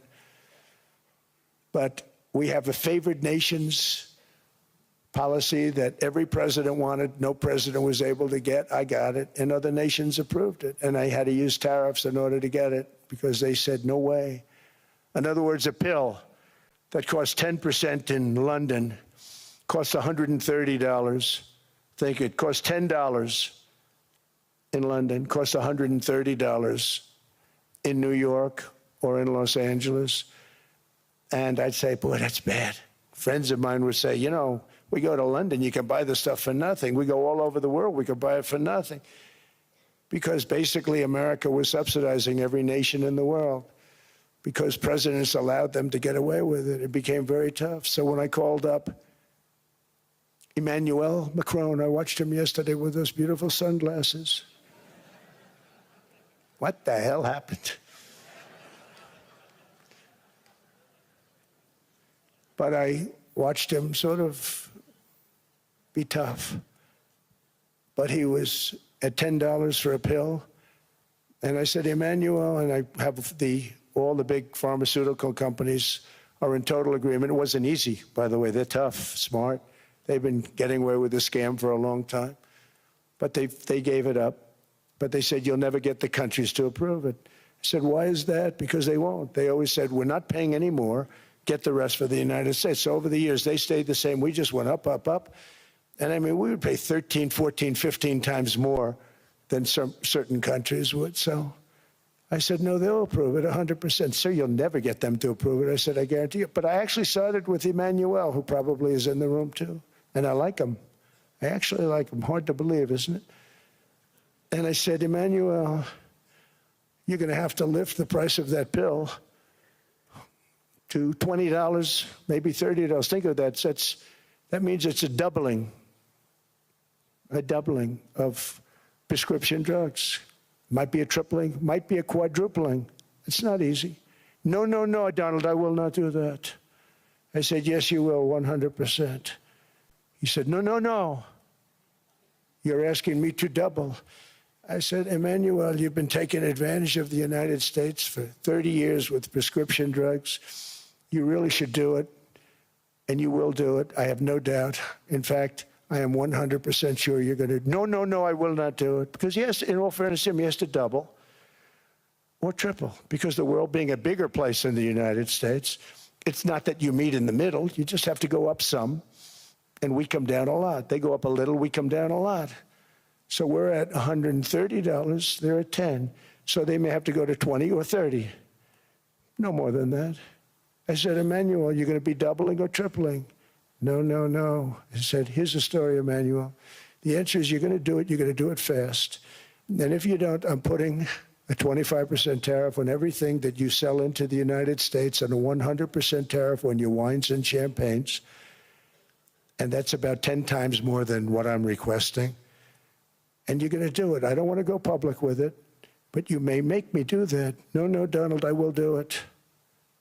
I will do it. It took me, on average, 3 minutes a country, saying the same thing. You will do it. They all said, no, I will not do it. You're asking me to double the cost of prescription. I said, that's right, because you've been screwing us for 30 years. And they said, we will not do it. I said, that's all right. On Monday morning, we're putting a 25, 30, 50. I gave different numbers for different countries. This is also national security we're talking about. Not fair. We're not going to subsidize the whole world.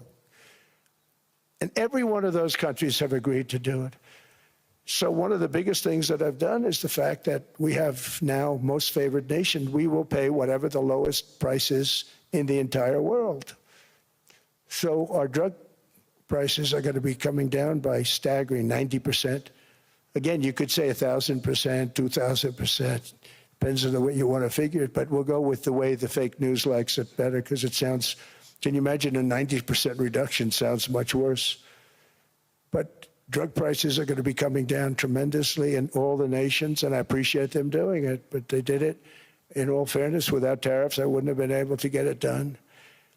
After declining $3,000 under Biden, real incomes are up in the United States by $2,000, $3,000, and even $5,000 and more. Home ownership has always been a symbol of health and vigor of American society, but that goal fell out of reach for millions and millions of people in the Biden era because interest rates went up so high. Today, I'm taking action to bring back this bedrock of the American dream. In recent years, Wall Street giants and institutional investment firms, many of you are here, many of you are good friends of mine, many of you are supporters. Sorry to do this, Joe, I'm so sorry. But you've driven up housing prices by purchasing hundreds of thousands of single-family homes, and it's been a great investment for them. Often as much as 10% of houses on the market. You know, the crazy thing is a person can't get depreciation on a house, but when a corporation buys it, they get depreciation. Okay, that's something we're going to have to think about, too. I don't know if too many people think about that. You buy a corporation, they buy 500 houses. They buy hundreds of thousands. They buy 500 houses. They can take depreciation. A person sweats and works and buys one house, they can't.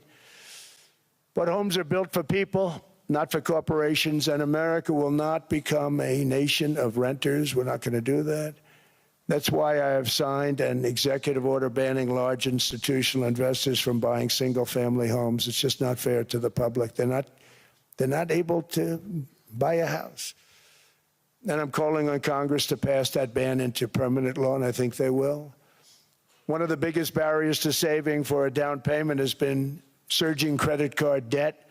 The profit margin for credit card companies now exceeds 50%, one of the biggest. And they charge Americans interest rates of 28%, 30%, 31%, 32%. Whatever happened to usury? So to help our citizens recover from the Biden disaster, all caused by this horrible president, just horrible president.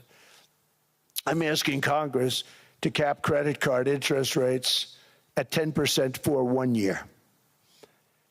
And this will help millions of Americans save for a home. They have no idea they're paying 28%. They go out there a little late in their payment and they end up losing their house.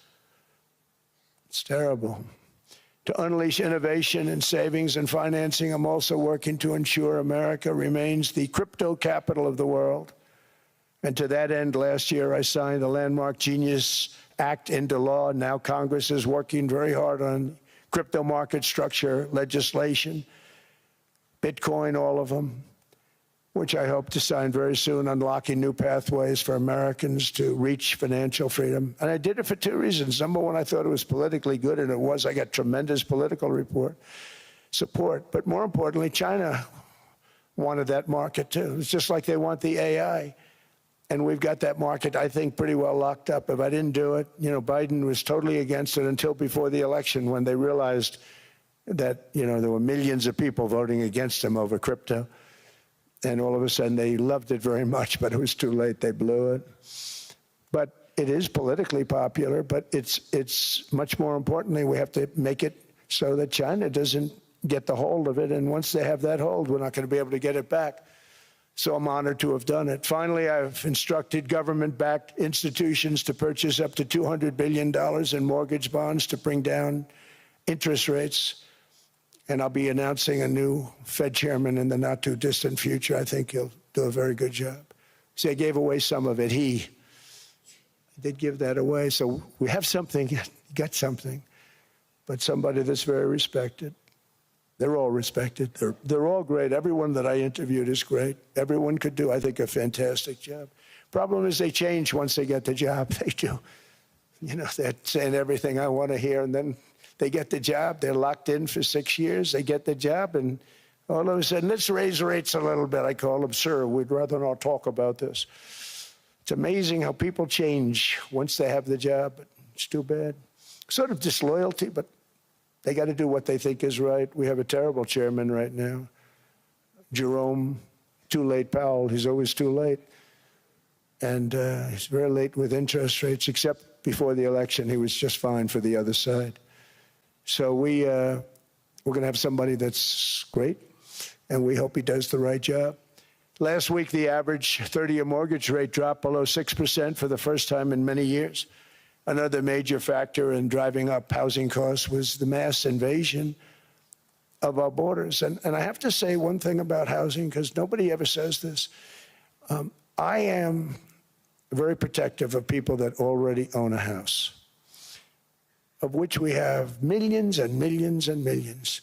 And because we have had such a good run, the house values have gone up tremendously. And these people have become wealthy. They weren't wealthy. They become wealthy because of their house. And every time you make it more and more and more affordable for somebody to buy a house cheaply, you're actually hurting the value of those houses, obviously, because the one thing works in tandem with the other. And I don't want to do anything that's going to hurt the value of people that own a house who, for the first time in their lives, are walking around the streets of whatever city they're in, very proud that their house is worth $500,000, $600,000, $700,000. Now, if I want to really crush the housing market, I could do that so fast that people could buy houses, but you would destroy a lot of people that already have houses. In some cases, they've mortgaged their house, and the mortgage would be very low, and all of a sudden the mortgage without any changes becomes very high, and they end up losing the house.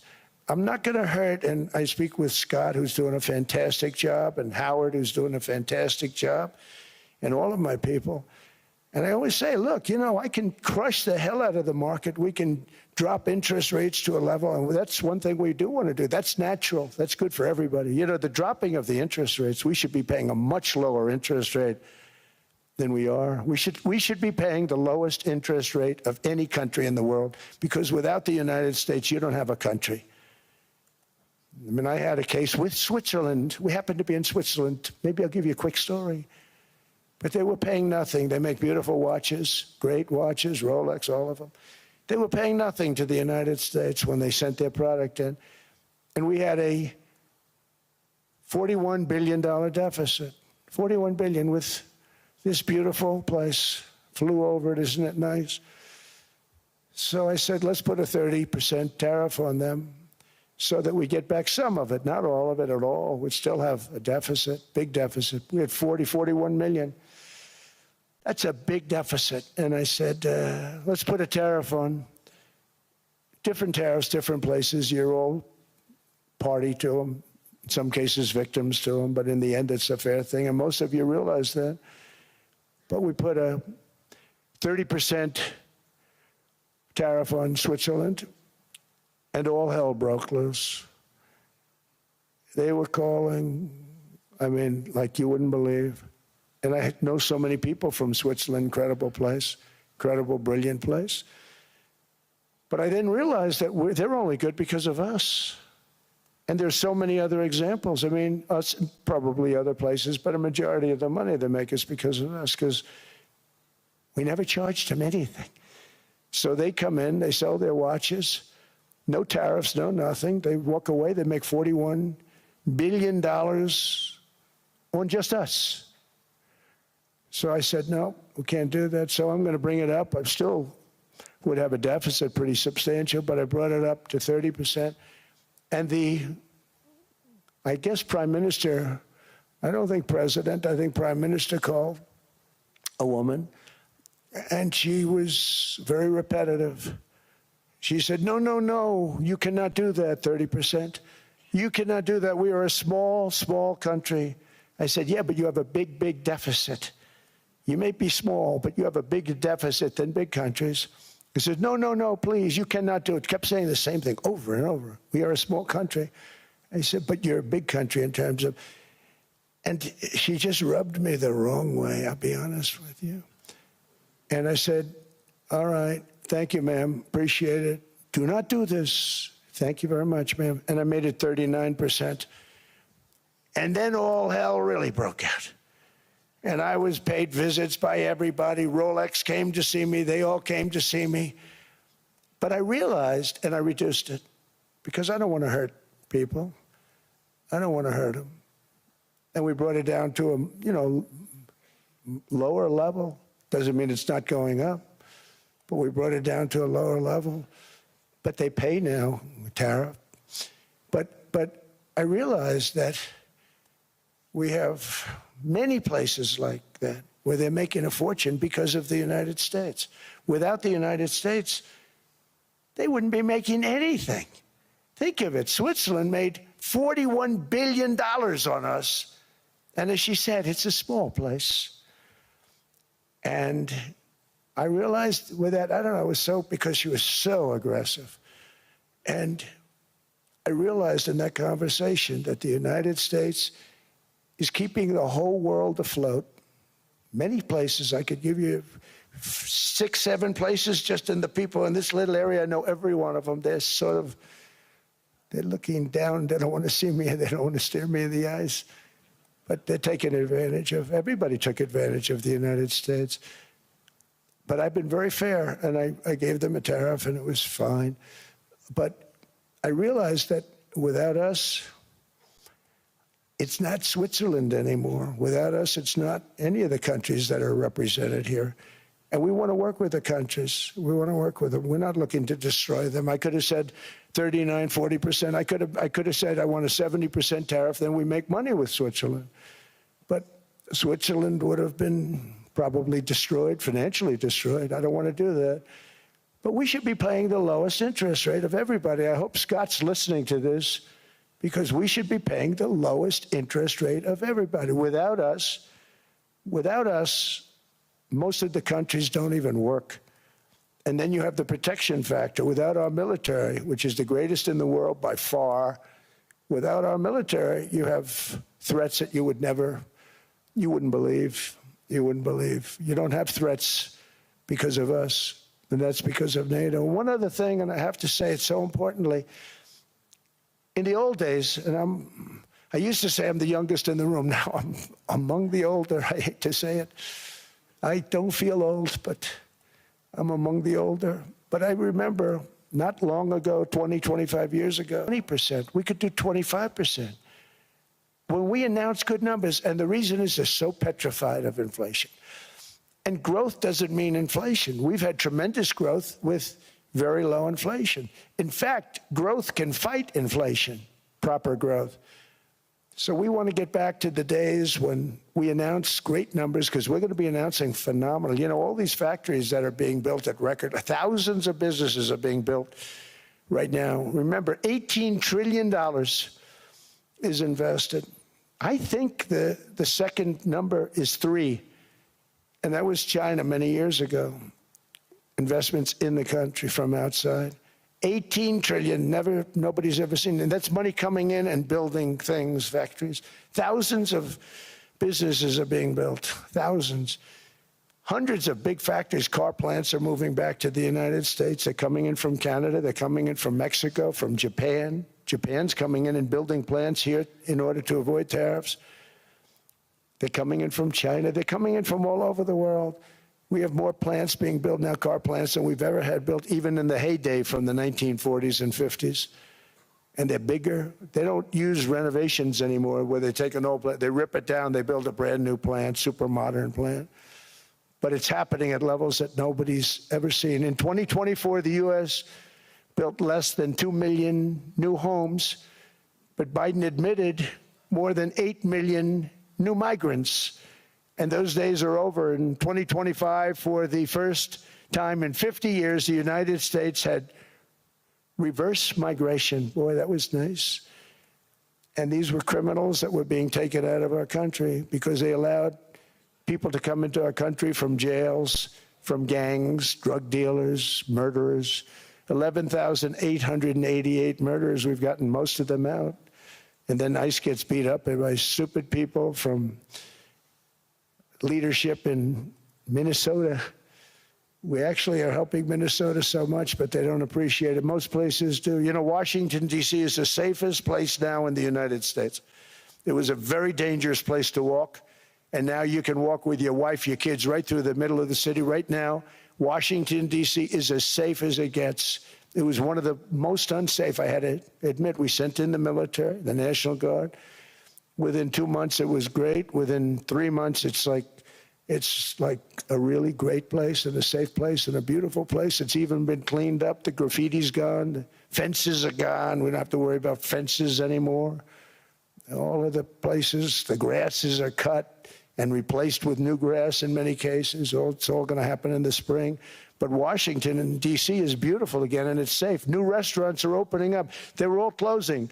Now you can't get into a restaurant. Restaurants in Washington, D.C. are all opening. Memphis also, Memphis, Tennessee, New Orleans, Louisiana. We're there for 3 weeks.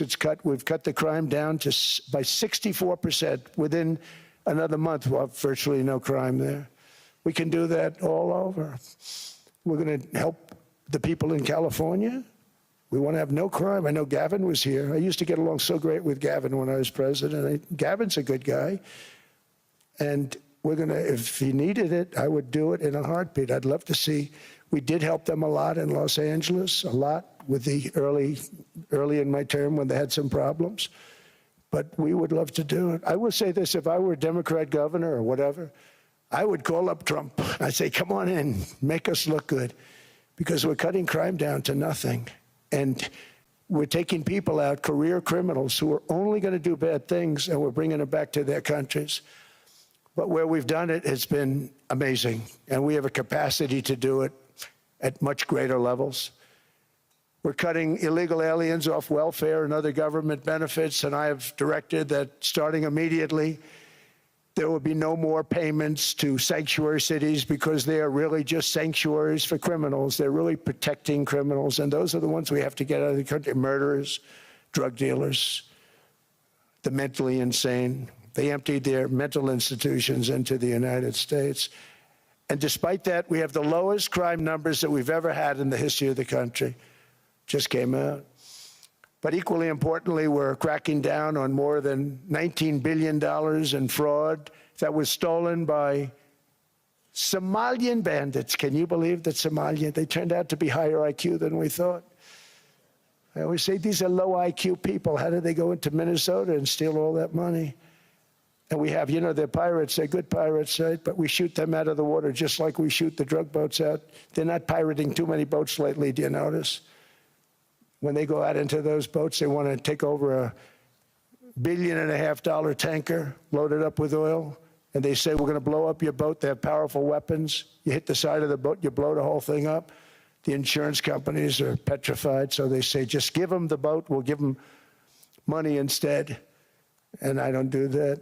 We blow them right the hell out of the water. We see them going out, we blow them out of the water. We don't have any pirates so much anymore. If we do, they won't be there long. We've cut down with the hitting of the boats that are loaded up with drugs, including submarines. Can you believe they actually buy small, they call them mini subs, very fast. They're meant for drugs. We've knocked out 2 of them. The Democrats say they were fishing. You have ruined somebody's fishing weekend. I would say a submarine is not a fishing boat. You don't fish. But we've knocked down drugs by water, the oceans, the sea, by 97.2%. Think of that. And I actually say, who the hell are the 3%? Because I would not want to be piloting one of those boats. We knocked them down, and now we're going to start on land. We're going to knock it all out. The land is the easy part. What we did on sea is incredible, and that's our great military. The situation in Minnesota reminds us that the West cannot mass import foreign cultures which have failed to ever build a successful society of their own. I mean, we're taking people from Somalia, and Somalia is a failed, it's not a nation. Got no government, got no police, got no military, got no nothing. And then we have this fake congressperson who they just reported is worth $30 million. You believe this? Ilhan Omar, talking about the Constitution provides me. She comes from a country that's not a country, and she's telling us how to run America. Not going to get away with it much longer, let me tell you. The explosion of prosperity and conclusion and progress that built the West did not come from our tax codes. It ultimately came from our very special culture. This is the precious inheritance that America and Europe have in common. We share it. We share it, but we have to keep it strong. We have to become stronger, more successful, and more prosperous than ever.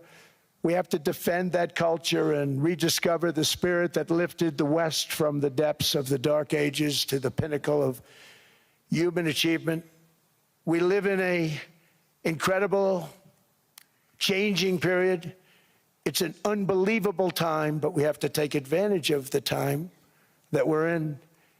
In our hands are technologies that our ancestors could scarcely have.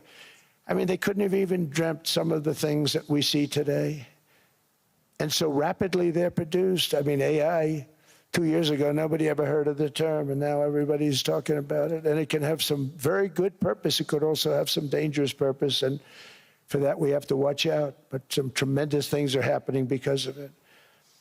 And we're leading by so much. We're doing so well. But opportunities that are bigger and grander than ever before in human history are right before us. It is the pioneers in this room. Many of you in this room are true pioneers. You're truly brilliant people. Just your ability to get a ticket is brilliant because you have about 50 people for every seat. I don't know what, that's Larry. Everything Larry touches turns to gold. He made this very successful. But you're in this room, and some of you are the greatest leaders anywhere in the world. You're the greatest brains anywhere in the world. And the future is unlimited, and to a large part because of you, and we have to protect you, and we have to cherish you. I always say we have to cherish our brilliant people because there aren't many of them. So together with confidence, boldness, and persistence, let us lift up our people, grow our economies, defend our shared destiny, and build a future for our citizens that is more ambitious, more exciting, more inspiring, and greater than the world has ever seen. We're in a position to do things that nobody else has ever even thought of before. And many of the people in this room are the ones that are doing it. And I want to congratulate you, and I'm with you all the way. You can do things that nobody else can even think about. So I congratulate you on your tremendous success. And the United States is back, bigger, stronger, better than ever before. And I'll see you around. Thank you.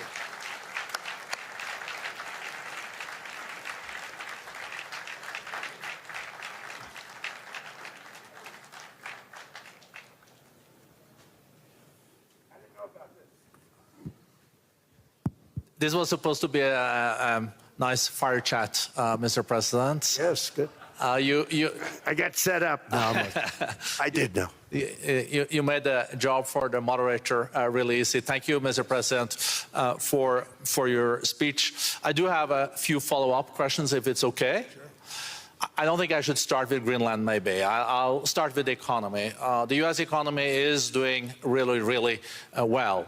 But how to sustain this growth moving forward? Because there's always a recession looming around the corner. Well, you know, the one thing about economies and recessions is sometimes you get hit unexpectedly and there's nothing you can do about it. All brilliant people, but there's nothing. One example was COVID. We had an economy going at levels like nobody had ever seen my first 2.5, 3 years. And then I heard the word pandemic, not COVID. They came up with that name over a period of time. We won't get into that. But I heard the word pandemic. And I had a poll come out that was so strong just prior to that. And I was with the two best pollsters, McLaughlin and Fabrizio. And they said, sir, George Washington and Abraham Lincoln, if they came back and ran as president and vice president, they couldn't beat you. And then what happened is the following day, I was told to stay tuned because there's something really bad happening in China. There are bodies laying all over Wuhan, right around that certain building that we talk about. I always said it came from Wuhan. It did come from Wuhan. And they were body bags. We saw it by satellite. And they said, there are strange things happening in China. And so it began. And we ended up with the COVID, and the whole world suffered. We did a phenomenal job. I don't think we got the credit we deserved. We did something that Operation Warp Speed, which some people say was one of the greatest military feats ever. We did a great job. Used our military, used a lot of people. But sometimes you get hit with things, nothing you can do. You get hit with things like that unexpectedly. And we got through it. And when I left, the stock market was higher than it was previous to the COVID coming up. And I called it a great achievement. But things happen. Bad things happen. The things that we can stop are wars if we're smart. That we can stop. Those are a matter of being intelligent and having intelligent people on the other side. Because wars are the worst of all. Wars are worse than anything. But we can stop wars because that's sort of up to us. But things like dust flying in the air, wherever COVID comes from or whatever comes, sometimes you have to be a little bit lucky. But we are poised to have an economy like no other, not only in this country, but anywhere. And you know, when you hear the kind of numbers that I can tell you that Scott Bessent was with me the other day, and he's looking at numbers. He said, I can't. And that's all he's done his whole life, pretty much your whole life. Scott, you weren't going to be a football player, I don't think. Scott was not that great at football, but he was always good at numbers, right? And he was looking at numbers. He said, I've never seen anything like this. We're poised to do things that no other country has ever done. And, you know, luck, I hate to say it, but we need a little luck. We don't want to get hit by something that nobody could have thought. Whoever thought we were going to hit by a pandemic? You know, when I heard the word pandemic, I said, oh, that's an ancient problem. World War I, they lost 100 million people. It actually ended World War I. A lot of people don't know. The Spanish flu in World War I ended the war because all the soldiers were sick. The soldiers were so sick on both sides, and that war was raging, and they were all dying from the Spanish flu. They were sick as dogs. They couldn't fight.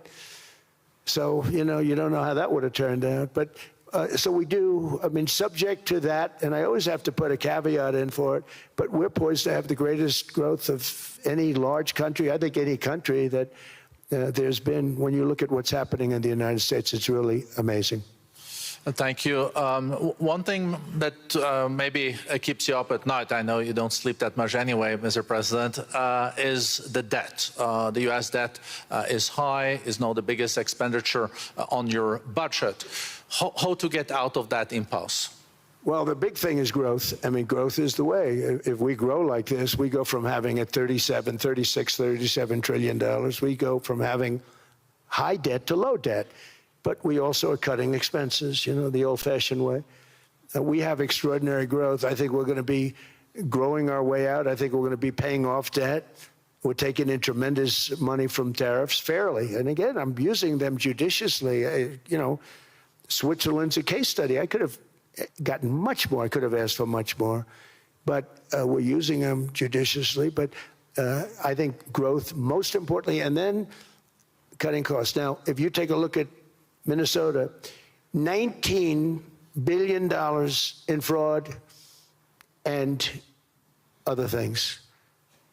People going to airports, they came into the country, they don't have 10 cents, and they're leaving with hundreds of thousands of cash in their bags.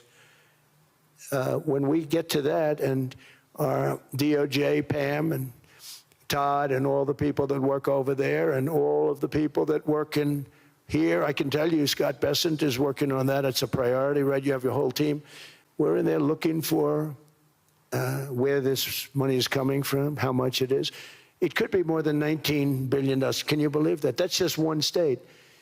If we were able to cut out 50% of the fraud, 50%, and we should be able to do better than that, we would have a balanced budget without having to talk about even growth. So we have a lot of options, but we're working very hard on that. That's a big deal. It's not just the protests, the fake protests done by agitators and, you know, professional insurrectionists. That's what they are. They're professional troublemakers. But we are looking very strong at the money too in Minnesota and other places.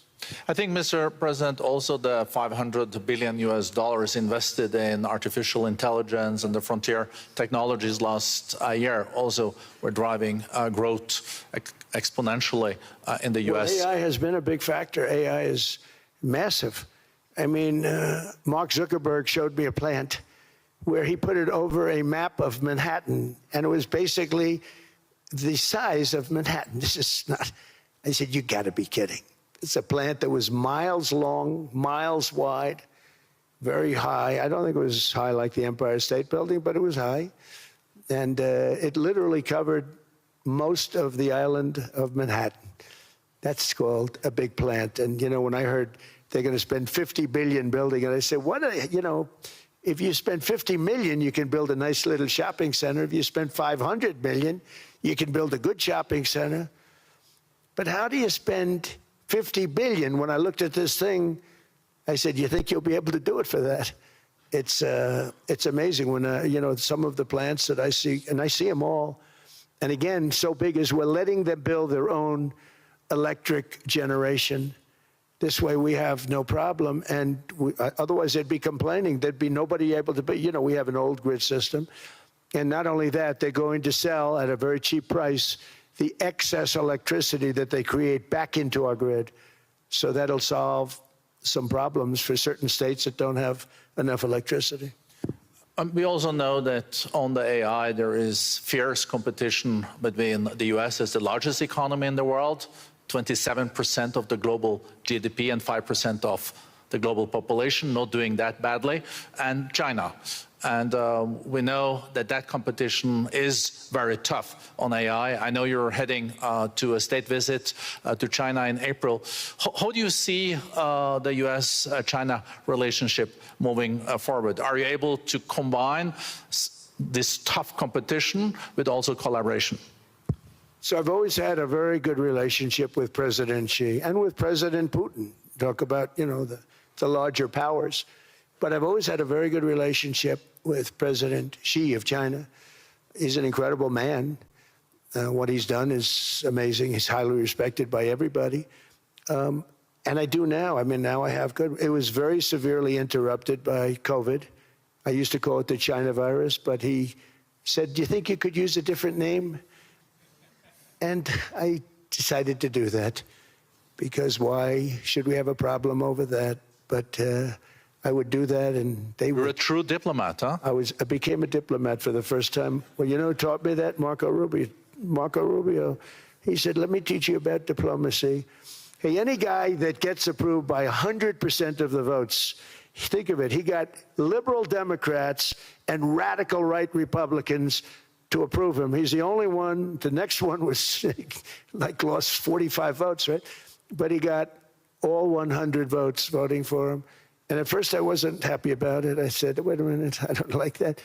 And now it turns out that the Democrats probably wish they didn't do that. And Marco has been fantastic. Marco, stand up, please. You have done a great job as Secretary of State.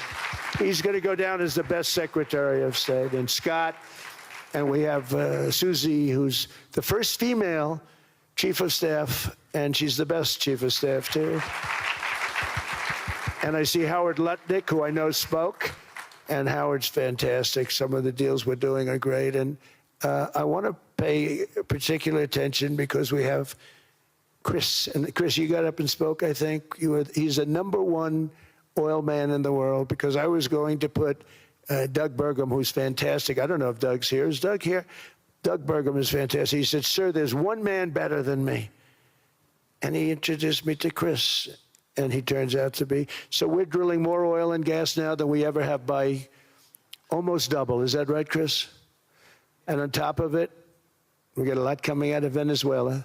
So anyway, so we're doing great. The country is just doing great. We have great people. Thank you. And I see other people. We have Steve Witkoff. We have Jared. I got so many people. I'm in trouble because when I go back, they're going to be people with long faces. Sir, you didn't introduce me. I got so many people. And we have a lot of the greatest people anywhere in the world. I know them all. So I won't continue because we'd be here all day. Thank you, Mr. President. We also know that you're a deal maker, and then maybe coming back to Greenland and Ukraine. What kind of deal in the end do you see between the U.S. And Denmark? Because, I guess you see it now as a negotiation going on, or? Well, it's costing Denmark hundreds of millions a year to run it. And Denmark's a small country and wonderful people. But, it's very expensive. It's a very big piece of ice. And it's very important. I mean, I don't want to repeat the speech, but it's very important that we use that for national and international security. That can create a power that will make it impossible for the bad guys to do anything against the perceived good ones. And it's a great block for Europe, just like, Denmark was supposed to spend hundreds of millions of dollars. They didn't spend the money. They didn't spend anything, almost. And we'll see what happens. I just say this. NATO has treated the United States of America very unfairly. We never asked for anything. We never got anything. We actually took care of the needs of NATO for years and years, which I felt was always unfair. So I got NATO to pay because they're rich countries. But I think it's time that NATO step up. We're helping them with Ukraine. Without us, I think Putin would have gone all the way. I think we have it. I think that could have been a World War III, if you want to know the truth. On the Gaza deal, I think there will be a signing tomorrow. Of course, there are different views on this, but how important do you think this signing is on the Board of Peace? And do you think this is going to sustain? Do you think we now will see Gaza reconstructed and the billions of US dollars invested? I do. I mean, I think we have peace in the Middle East.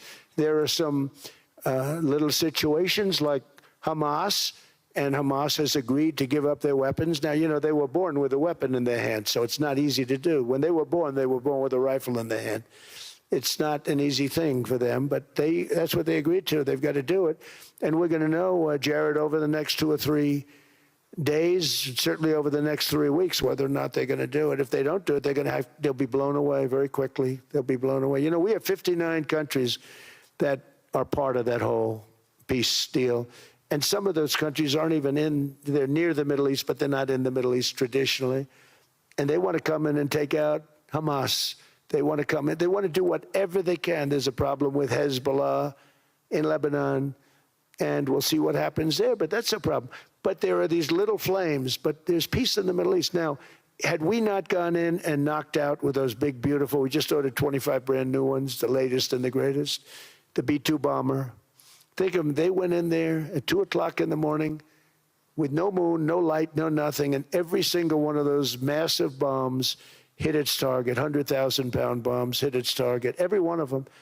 And then on top of it, from a submarine 300 miles away, we hit the sites with Tomahawks, which is an unbelievable weapon. So, we did our job. If we didn't do that, you would have never had peace in the Middle East. And the countries like Saudi Arabia, UAE, and Qatar could never have, and others could never have signed anything because you would have had this dark cloud, and the dark cloud was Iran with nuclear. Iran would, if we didn't take them out, they would have had a nuclear weapon within 2 months. They were very close to having the nuclear weapon, and we hit them hard. And it was a total obliteration. If they may try again, but they're going to have to try from a different area because that area was obliterated. Incredible thing we did. And because we did that, we were able to make peace. If we didn't do that, I would say, Jared and Steve, if we didn't do that, there was no chance of making peace because the countries I just named and other countries could have never signed off. They were afraid. They were afraid. We had a bully. The bully was Iran, the bully of the Middle East. They used to call it for years. They were the bully of the Middle East. They're not the bully of the Middle East anymore. Mr. President, I know you even had to change plane last night, so I guess you didn't have much sleep, but I think but your energy is still there. I know you have several bilateral meetings. I know you're also hosting a reception. So thank you so much for coming back to Davos. Thank you so much. It's highly appreciated. Well, thank you very much. Thank you, everybody, very much. Thank you. Thank you.